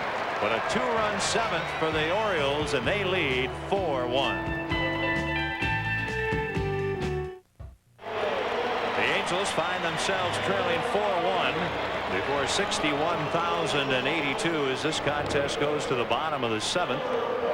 And due up against Kevin Brown, Chili Davis, J.T. Snow, and Garrett Anderson. So the first 2 are switch hitters. And then Garrett Anderson, a left-handed hitter. Bob Noyes of Upland, watching on Comcast, says, you know, I don't understand the theory of right and left-handed pitchers versus right and left-handed batters. Explain it all to me, please. Chili singled and scored in the second, leading off, walked in the fourth. Well, most managers think that it gives them the slightest of an edge, of the percentages, so to speak, and most managers like to go with percentages, and the percentages say, generally speaking, right-handed pitcher is going to have a little better chance to get a right-handed hitter out, and the same with the left-hander, but I think even more so with the left-hander. Why then, for instance, a switch hitter? Why does a right-handed hitter want to bat left-handed against a right-handed pitcher as opposed to right-handed? Run that by me again. What do you mean? I mean, so Chili Davis can bat either way. Why would he not want to bat right-handed against a right-hander? Explain that to the folks. Because the breaking ball from the right-hander is going to go away from him, and this time the breaking ball is going to go down and in. He feels he has a better chance to hit it this way. And vice versa, the left-handed pitcher, you'd rather be hitting right-handed. Now time is called. Here comes Phil Regan out as the count goes to 3-0 on Chili Davis.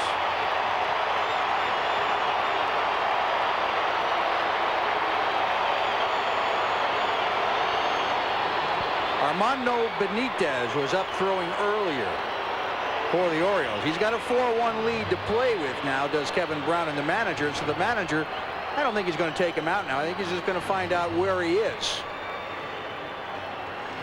How much did you have left? He didn't ask any questions there. He did all the talking. I don't think Kevin was left any position to respond. You know, sometimes a manager might go out there and try to challenge a player. Say, hey, look, you got a 4-1 lead. We're paying you a lot of money. Show me what you got here. There's a strike. You're finishing this game, young man. Now just finish it any way you can. I don't want to have to go back out here. I've had that happen before. I'm sure you've seen just about everything. 3-1 pitch, chopped to the second baseman. That's Houston. On to Palmeiro. 1 up, 1 down.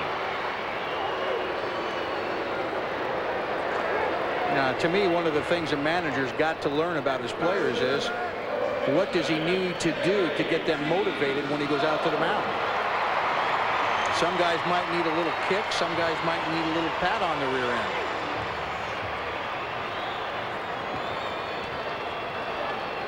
JT Snow 6 for 12 in his career against Brown. A single tonight and a deep fly to left, and he takes strike 1.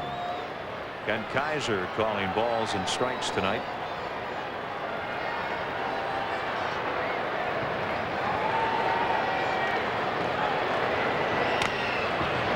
Palmeiro, Brown, 2 up, 2 down. With Kaiser behind the plate, Darrell Cousins at first base, Tim Welke at second, and Joe Brinkman is the umpire third this evening. Baltimore has a 4-1 lead. Garrett Anderson up to the plate with 2 outs and the bases empty in the 7th. The Angels have had only 3 hits. 2 singles in the second when they scored, Davis and Snow, and then the single from Salmon in the 4th.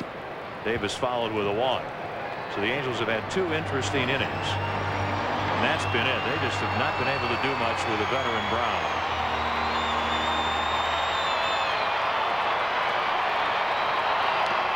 One ball, 1 strike. Tomorrow, the wrap-up game of the 4-game series, and it will be the final game of this long homestand, an 11-game homestand.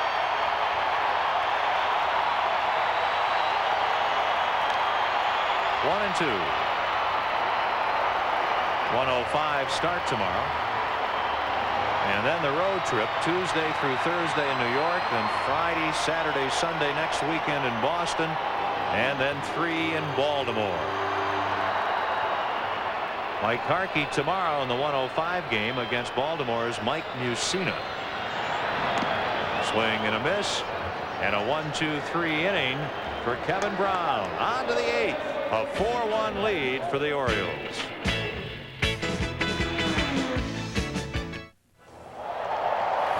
Angels baseball on Prime Sports is being brought to you by Southwest Airlines. Fly Southwest, the low-fare airline.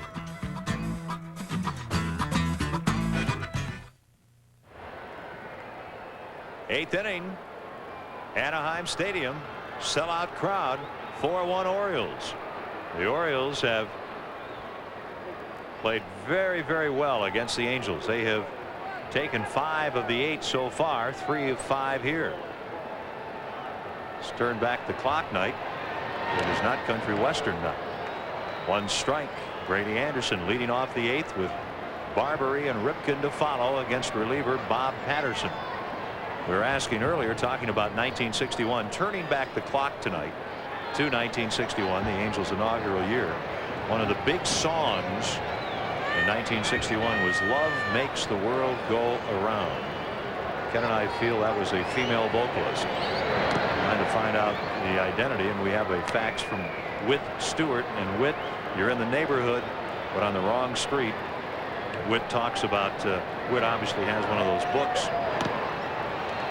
"Love Makes the World Go Round," 1966. Went to number 11 in the top 40, sung by Deion Jackson and Whit. I remember the song. Kind of a thin voice, male singer, Motown song. That wasn't it. Love Makes the World Go Round, 58 Perry Como, 1963 Paul Anka. It's not the song Love Makes the World Go Around. I remember the song, Ken, and you're right, it's female vocalist, and you're telling me it was not Dusty Springfield. No. Okay, but we have to find out, and I do. We obviously are not sitting here with reference books. 1-2 pitch, and it's fouled away. Brady Anderson up there leading off here in the 8th.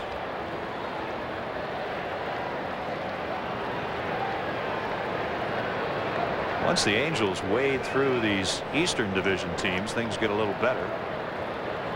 New York, Boston, Baltimore here, then to New York, Boston, and Baltimore. And then you have the stretch drive. The Angels come home starting September 8th against Minnesota, Chicago, and Kansas City. Then go to Oakland, Texas, and Seattle, and then finish home against Oakland. The Angels, a commendable record against the Central and against the East, have only been a .500 team in their own division. That could be a problem, I guess, but they should be able to get some wins on that homestand against Minnesota, Chicago, and Kansas City. Edmonds takes charge, makes the catch. Brady Anderson gone, leading off the 8th. We appreciate the facts from Fran Rippish, watching on Cox Cable in Irvine. She says, notwithstanding the unique home run record of your colleague Ken Brett, which was 4 home runs in 4 games that we all know, haven't you set a new major league record for broadcasters? I believe you broadcast in 1 week on ABC, NBC, CBS with Tom Snyder, Channel 5, and Prime Ticket. Is that not a new major league record for broadcasters? Of course, we know, Fran, that Prime Ticket is now Prime Sports, but I think we've been on ABC, NBC, CBS, Channel 5, and Prime Sports all in the same week. I don't know what that means, but it is, you're right, Fran, I think somewhat unusual. Yes, and CBS Radio, I'm reminded, as Tom Snyder was simulcasting. I guess that makes me a gypsy. 2-1 pitch, that's a strike, and it's 2-2 on Brett Barbary. He's trying to get in the broadcasting record book somehow. Any way I can get in, I'll try to. Here's a ground ball right side. Hudler gets in front of it, and the toss to Snow, and that retires Brett Barbary. Almost threw that one by, JT. 2 up, 2 down.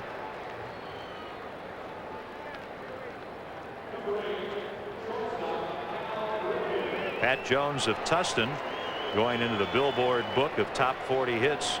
Love Makes the World Go Round. Now, our information on 1961 has Love Makes the World Go Around with an A. But again, Pat tells us the same thing Witt did. Perry Como, Paul Anka, Deion Jackson had the song Love Makes the World Go Round. 1 ball, 1 strike on Ripken. Cal 0 for 3.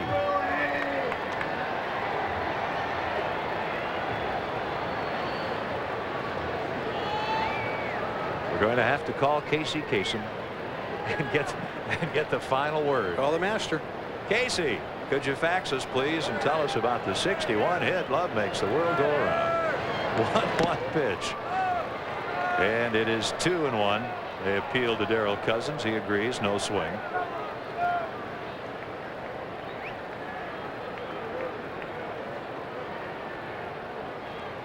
(4-1) Orioles in the 8th.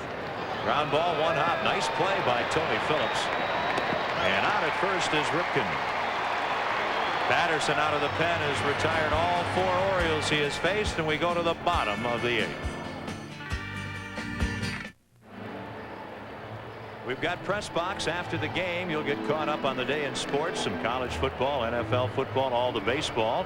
Also a preview of the U.S. Tennis Open with Sports Illustrated's head tennis writer Sally Jenkins.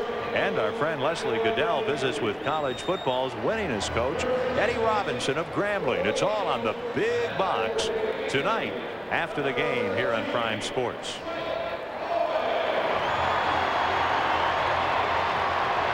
Spike Owen is going to pinch hit here, leading off the 8th for shortstop Damian Easley. He pinch hit in the 7th for Easley last night and hit into a double play. Spike's had a big year pinch hitting. facing Kevin Brown. And the ball jams him a bit. He grounds it to Palmeiro. 1 pitch and 1 out. So, Ken, since that little trip to the mound by Phil Regan, it has been 4 in a row retired by Kevin Brown. So Kevin Brown, not a winner in his last 12 starts. 5-8 on the year. Has allowed only 3 hits. He has not given up a hit since the 4th inning. And that's the only hit allowed since the 2nd. Myers 0 for 2. And that's a ball.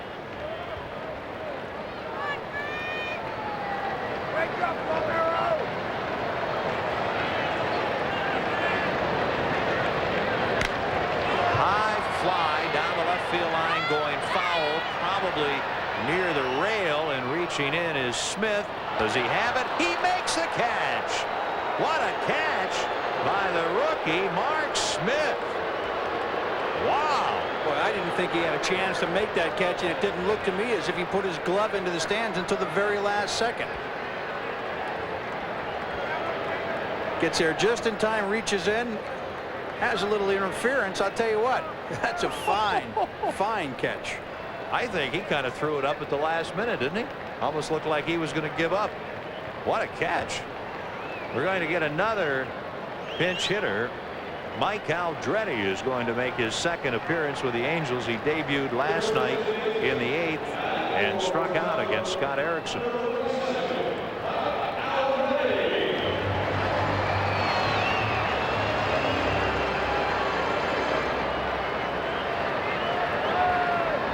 Aldretti this season with Oakland. Been around, always good hitter, good fielder, good fellow to come off the bench. Veteran player. Picked up the other day by the Angels for a minor leaguer. And it's ball 1.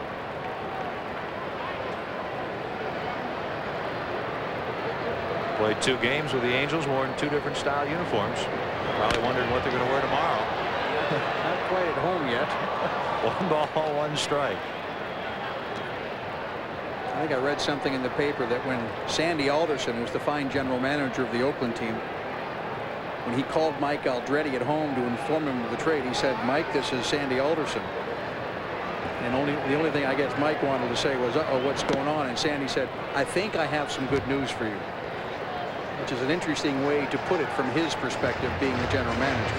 "I think I have some good news. You're going to a team that looks like they have a pretty good chance to win." 3 balls and a strike on Aldretti. I think he can be a big help. I've always liked his bat over in the National League. Very good bat. Play a little defense for you, but basically I think he's got the good stick. That's a strike. 3-2 coming from Oakland. They're at the bottom in the West, moving to the top. All of a sudden, you know, they're 4 games under 500. I would love to see everybody in the West finish over 500. I think that would be a good achievement for a division that last year was pretty much ridiculed. There's a liner to left, and Mike Aldretti has his first Angels hit. A pinch hit with 2 outs here in the 8th. Now, the big reason that they got him, he's a veteran player. He's a left-handed pinch hitter, and he's a good pinch hitter.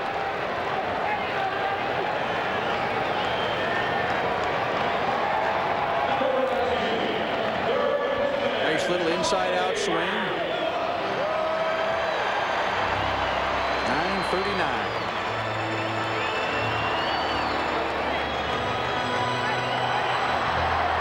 Top of the order, Tony Phillips, 0 for 2 plus a walk.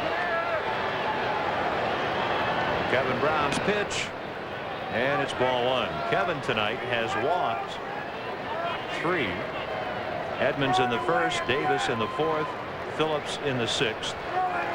And 2 of those walks have been quickly erased by the double play.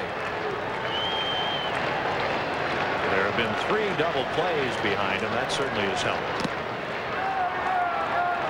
2-0 on Tony.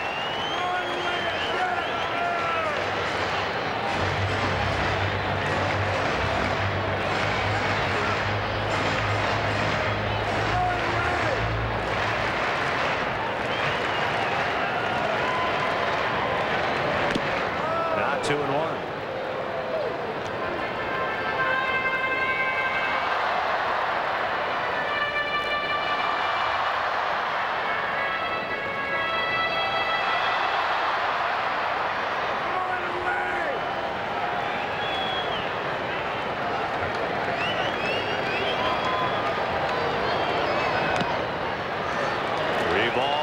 One strike. After Phillips, you have Jim Edmonds.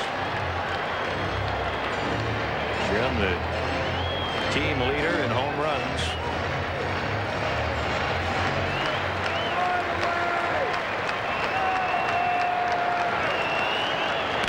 Out of play. 3-2.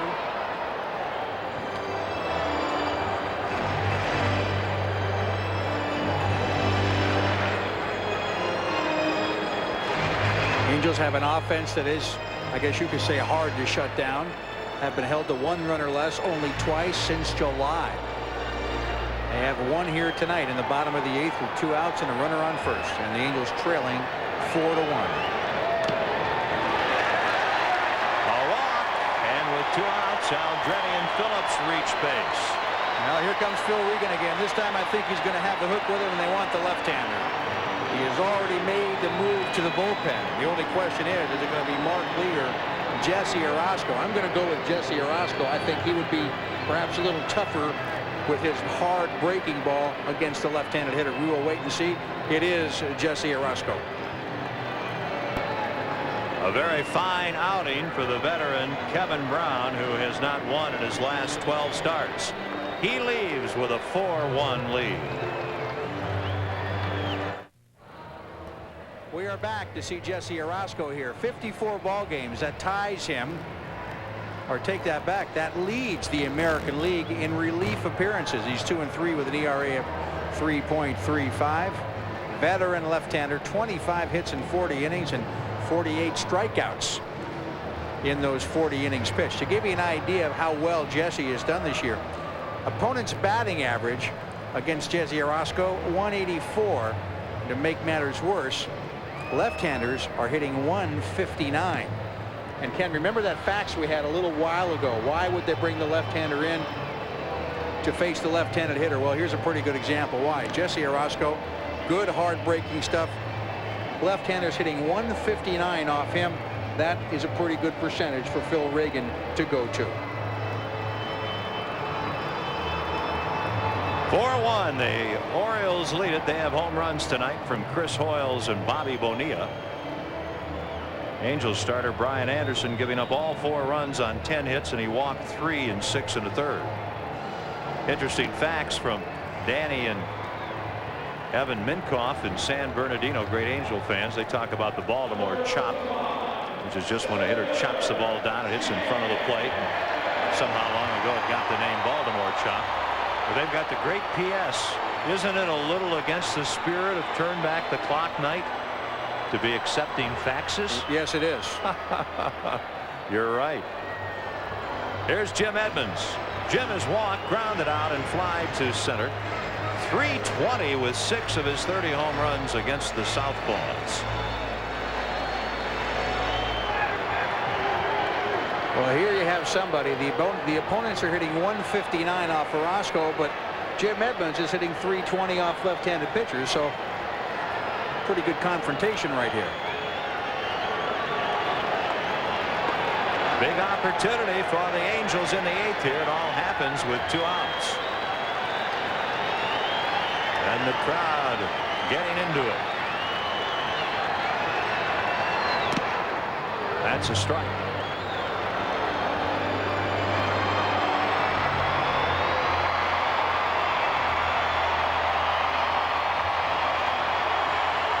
We saw Orozco here pitch the 8th inning on Thursday night. He had a 1-2-3 inning. There's that curve. Oh, and Ken Kaiser says that Edmonds committed a fastball for a called strike, then the sweeping curve, and it's 0-2.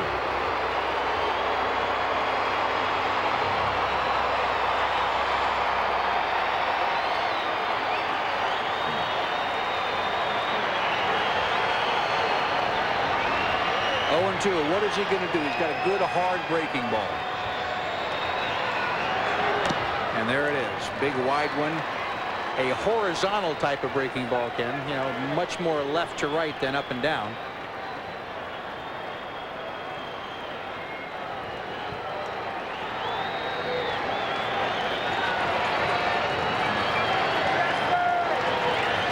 2 outs, 8th inning. Orozco throws to Edmonds, and the ball gets off the glove of Hoyles, and both runners will advance. And the Angels, just like that, have Aldrete at third and Phillips at second. That could turn out to be a very big play, because now a base hit could get the Angels to within 1 run. And with a leadoff base runner in the 9th inning, they could conceivably tie this ball game up right off the glove of Hoyles. That has to be a pass ball. And a count even now at 2-2 with 2 outs to Jimmy Edmonds. Can Edmonds deliver the big 2-out hit here?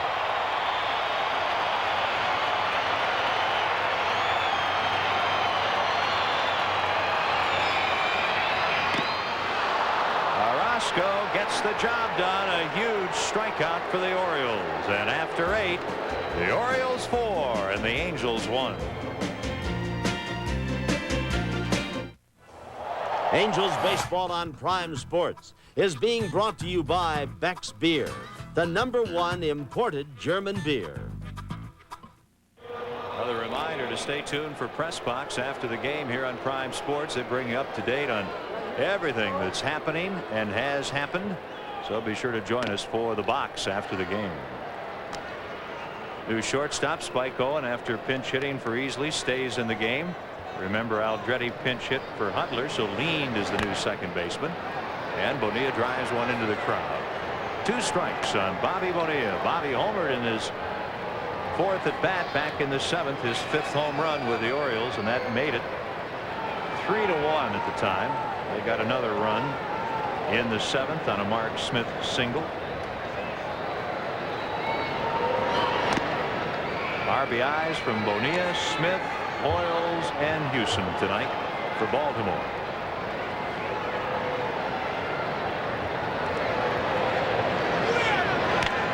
We have the definitive answer on the very popular song from 1961, Love Makes the World Go Around. We had a few faxes talking about the Deion Jackson song in '66. Prior to '61, Paul Anka had a song of that name. So did Perry Como years ago. But the definitive answer is beginning to roll in. 1-2. Leslie Hess of Irvine. The song Love Makes the World Go Round was sung by J.P. Morgan. By the way, she was also a judge on the Gong Show. Bill Simmons of Riverside. Love Makes the World Go Round was sung by Dinah Shore. Joe Hackbarth of Saugus, California. Is the singer of Love Makes the World Go Round Peggy Lee? Then we hear from Dottie Horn. She has another idea. Here's a drive to left field off the end of the bat a bit, and Anderson makes the grab. Bonilla is gone. Dottie Horn says Love Makes the World Go Round, words and music by Bob Merrill from the musical Carnival in 1961. That's a pretty good answer. That might be the answer. Then Randy Smith of Tustin says that Jackie DeShannon had a song, Love Makes the World Go Around. And I remember a song by Jackie DeShannon that has that line in it, put a little love in your heart. Is that a different song, or I'm not sure, but Jackie DeShannon could be the song you and I are thinking of, Ken. So there you go. We play Casey Kasem for a night on Prime Sports. Rafael Palmeiro sings one deep, way back.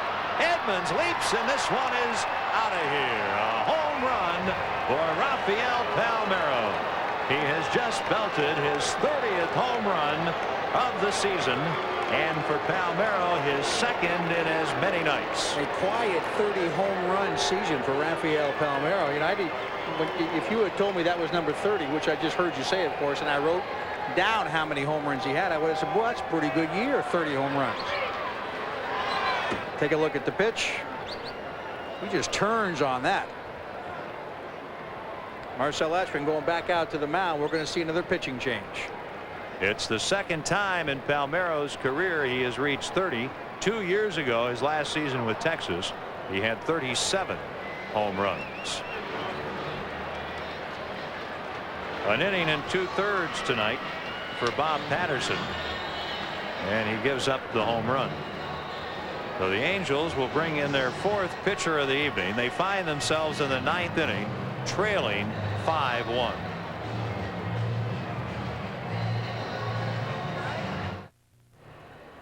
We are still in the top of the 9th inning. It is Baltimore now 5-1 as a result of the Rafael Palmeiro home run, his 30th of the season.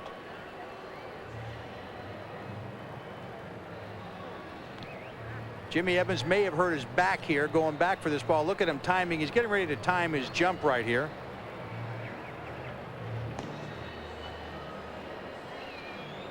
Doesn't come up with the ball.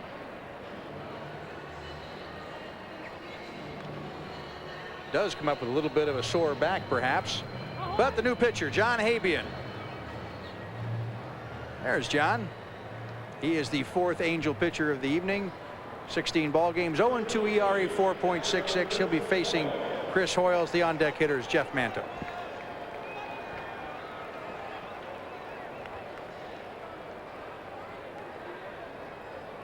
Habian gave up a couple of runs in 2 innings last night. Hoyles has another home run in this game. Palmeiro and Bonilla have home runs also, and 1 strike on Hoyles. Seattle shutting out the Yanks tonight. Oh, what a terrible West Coast trip for the Yankees.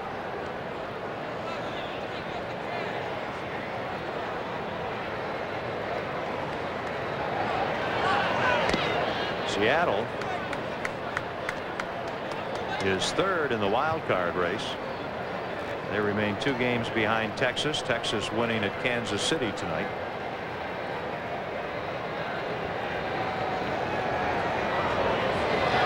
There's a Tapper foul, and it's 1-2. Oakland also won tonight, 11-4 over Boston. The Angels would be, if they can't come back, the only team in the West Division not to win tonight. Well, those Red Sox have really cooled off, haven't they? Really slumping. They've lost 2 in a row. They've gone 19 of 21. Now they've dropped 2 straight. The top 3 teams, in fact, in the wild card race, Texas, Milwaukee, Seattle, all win. So Milwaukee a game and a half behind Texas. Seattle is 2 back. That's a foul. Kansas City is 4.5 back now. The Yanks are 5.5. Oakland remains 5 back, and Baltimore, if they can win, would still be 6 behind Texas in the wild card. Yeah, race. the wild card is almost itself a separate division right now. You see a lot of the papers now printing the wild card on a regular basis, because for certain cities and certain teams, it's all they have to look forward to. There's a check swing, a little looper. Lean will play it on 1 hop, and he throws out Hoyles. We've talked about it. Now we're going to take a look at it. Texas right now in the driver's seat, but believe me, they are going to be pushed before it is over.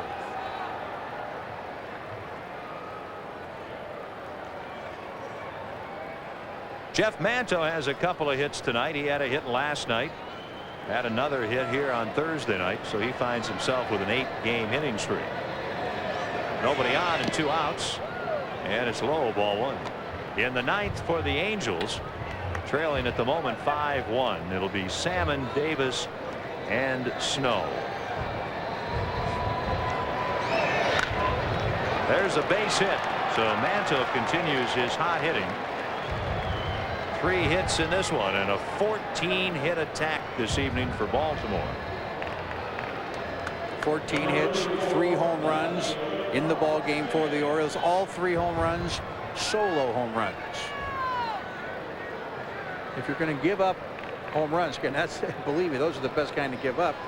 If the Angels are scoring their normal 5-6 runs a ball game, they'd be in this ball game. But right now, the Angels have been pretty much shut down by Kevin Brown. Of course, he is out of the ball game now. We'll see if he get a new pitcher here. See if we get a new pitcher to face the Angels in the bottom of the 9th. It would not be a save situation. Jesse Orozco came on in the 8th, got the final out with a big strikeout of Edmonds with 2 on. Mark Smith, 3 hits in this contest, has driven in a run, his 5th. He spent most of the season at Rochester in the International League, another USC product.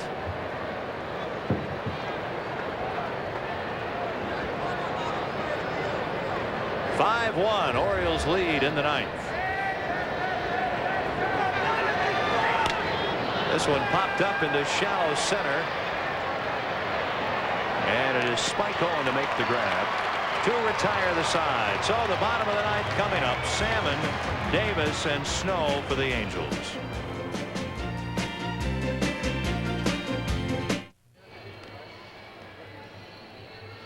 We're going to the bottom of the ninth inning. Baltimore now leading 5-1, and they are indeed going to bring out a new hurler to try to end this ball game on their part. It is their closer, the veteran right-handed reliever Doug Jones. Doug Jones this year, 20 saves in 47 games. He's 0-4 with an ERA of 5.31. But ERAs for short relievers can be very deceptive, and you look at the rest of his numbers. Doug has 20 saves in 23 save opportunities. He has 1 save in almost the last month. His last save, I'll take that back, he's had 1 save since July the 28th. Ironically enough, Ken, that was the same day they made the trade to get Bobby Bonilla. They were 4.5 games out. And since then, not many save opportunities for Doug Jones. He's got 237 in his long career. That puts him 12th all time, 1 behind the old left-hander Sparky Lyle. Tim Salmon's single came in the 4th. The Angels have had only 4 hits, 2 of them since the 2nd inning. Salmon's with 1 out in the 4th, and the Aldretti 2-out pinch hit in the 8th. The Angels need base runners. 1-1. And the key pitch for Doug Jones, he gives you that big motion. He's a big man. The ball just kind of floats up there. He's got about 3 speeds, starting with slow and getting slower.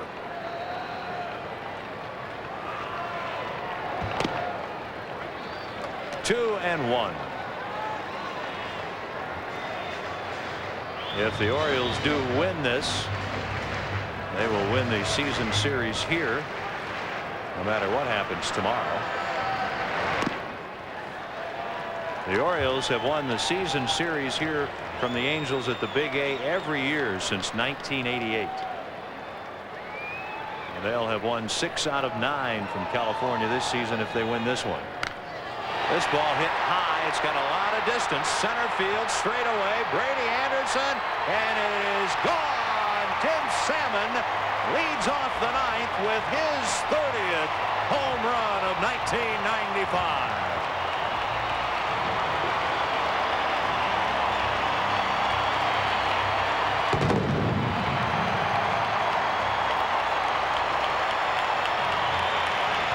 Salmon's career high 31 2 years ago. That is number 30 right there.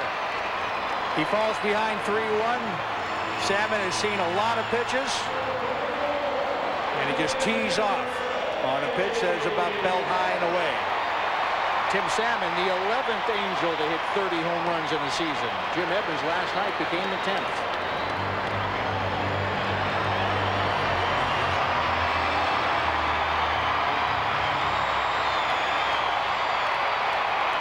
Chili Davis, 1-strike pitch, and he is up there with 2 strikes.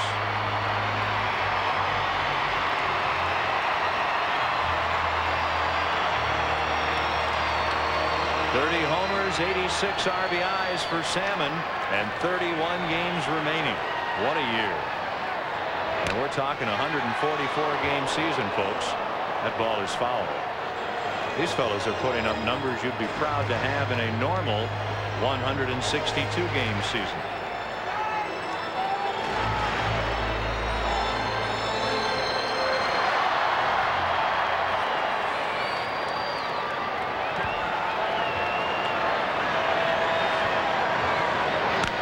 Out of play.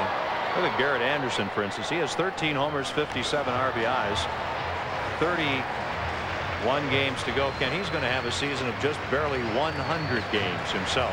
Spent that time in the minor leagues, and still very big numbers. 5-2, Angels trail here in the 9th. Nobody on and nobody out. Still time, still the opportunity.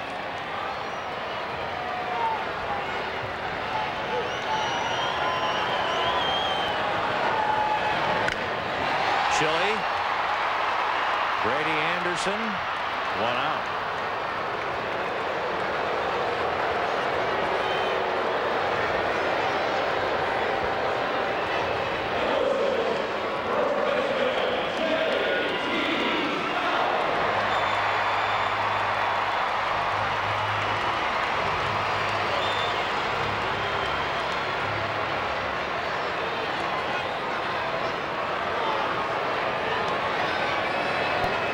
JT is single.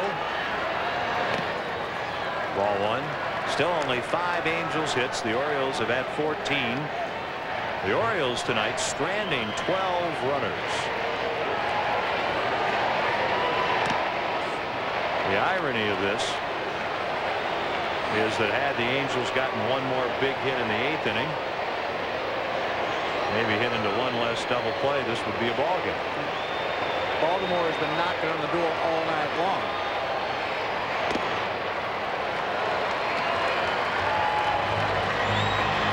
You get 14 hits, Ken, and hit 3 home runs and only have 5 runs total. You got to wonder, and that's their story tonight. So Doug Jones, a little bit of control problems early here in the 9th. It is still Baltimore 5-2, 3-1 to JT.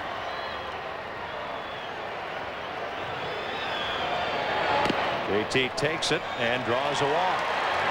Well, it gets more interesting here in the bottom of the 9th.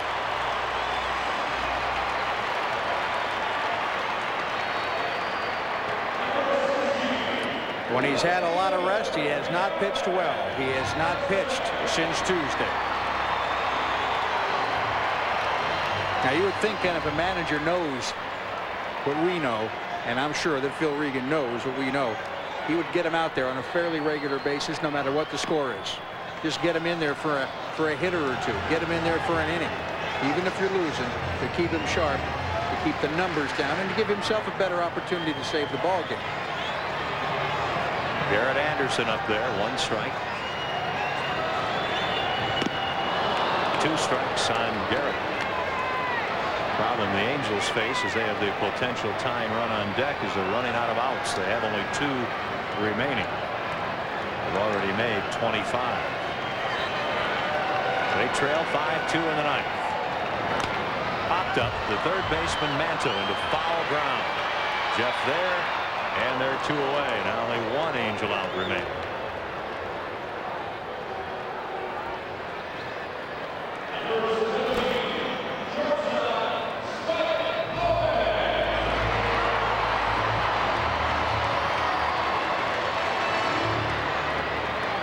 Spike Owen, the shortstop, hitting in the 7th spot. Pinch hit in the 8th and grounded out.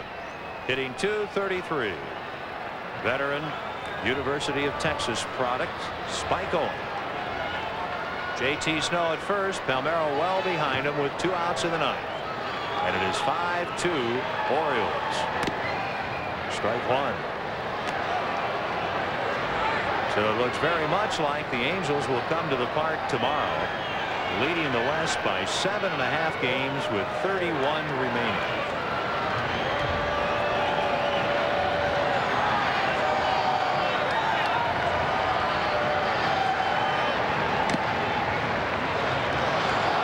Two strikes. And Ken, if you would have told any Angel fan as the season began in late April and when you got down to 31 games left, the Angels would have a 7.5 game lead in the West, they might have taken you to be locked up somewhere. Yeah, you better check what you've been drinking, young man. What kind of water is that? Well, don't despair. 1-2. So Doug Jones, the slow stuff. What's he do when he goes 0-2? Throws the high fastball just to let you know he's got one.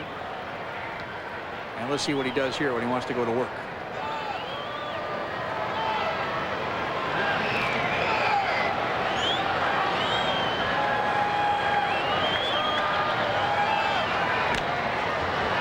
Back to the slow stuff. Spike way out in front.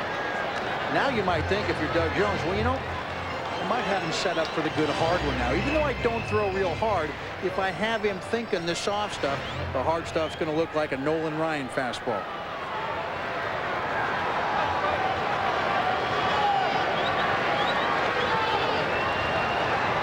Angels down to their last out, their last shot here in the ninth. And Spike pops it up. Ripken to end the game. Kevin Brown wins it. Brian Anderson the loser. And the Orioles have taken 2 out of 3. The wrap-up game here tomorrow. And Marcel Ashman's club now leads the West by 7.5. And Cal Ripken another game closer to breaking Lou Gehrig's record. Again, 5-2 the final. Baltimore wins it. Let's go now to our friend Andre Aldridge. He is in the press box. Orioles first, 2 on, 2 outs. Great catch. Jim Edmonds, fantastic Price Fister play of the game. Jimmy Edmonds almost made a great catch on a home run late in the ballgame. Look at that one there, though. Diving, sliding catch, shows the umpire the ball, and that is going to be the Price Fister fantastic play of the game. Baltimore wins it 5-2, out hitting the Angels 14-5. The Orioles stranded 12. Brown the winner, Anderson the loser. First win for Kevin Brown in 13 starts. Brian Anderson has lost 4 in a row. 3 Orioles home runs. Salmon hit his 30th, and the Angels slumped to 3-8 on this homestand. And that's the way it is now. You see Texas 7.5 back, Seattle creeping up, and Oakland playing better. The Angels lead 7.5 with 31 remaining. We'll return to Anaheim Stadium on the heels of the Orioles' victory in just a moment. We invite you to watch the Angels and Orioles here tomorrow at the ballpark at 1:05. Mike Harkey against Mike Mussina. Our next telecast on Prime Sports. The White Sox, Frank Thomas and company here at the Big A Tuesday night, September the 12th at 7 o'clock. Been a busy day in sports, college football, NFL, baseball, all sorts of things. And the press box will have it all. That's coming up next here on Prime Sports. Well, our crew's done a great job all year. Exceptional tonight, especially strong on our turn back the clock night here at the ballpark. We appreciate all they've done. Thanks for joining us. For Ken Brett, Ken Wilson. Once again, the final score tonight, the Baltimore Orioles 5, the California Angels 2.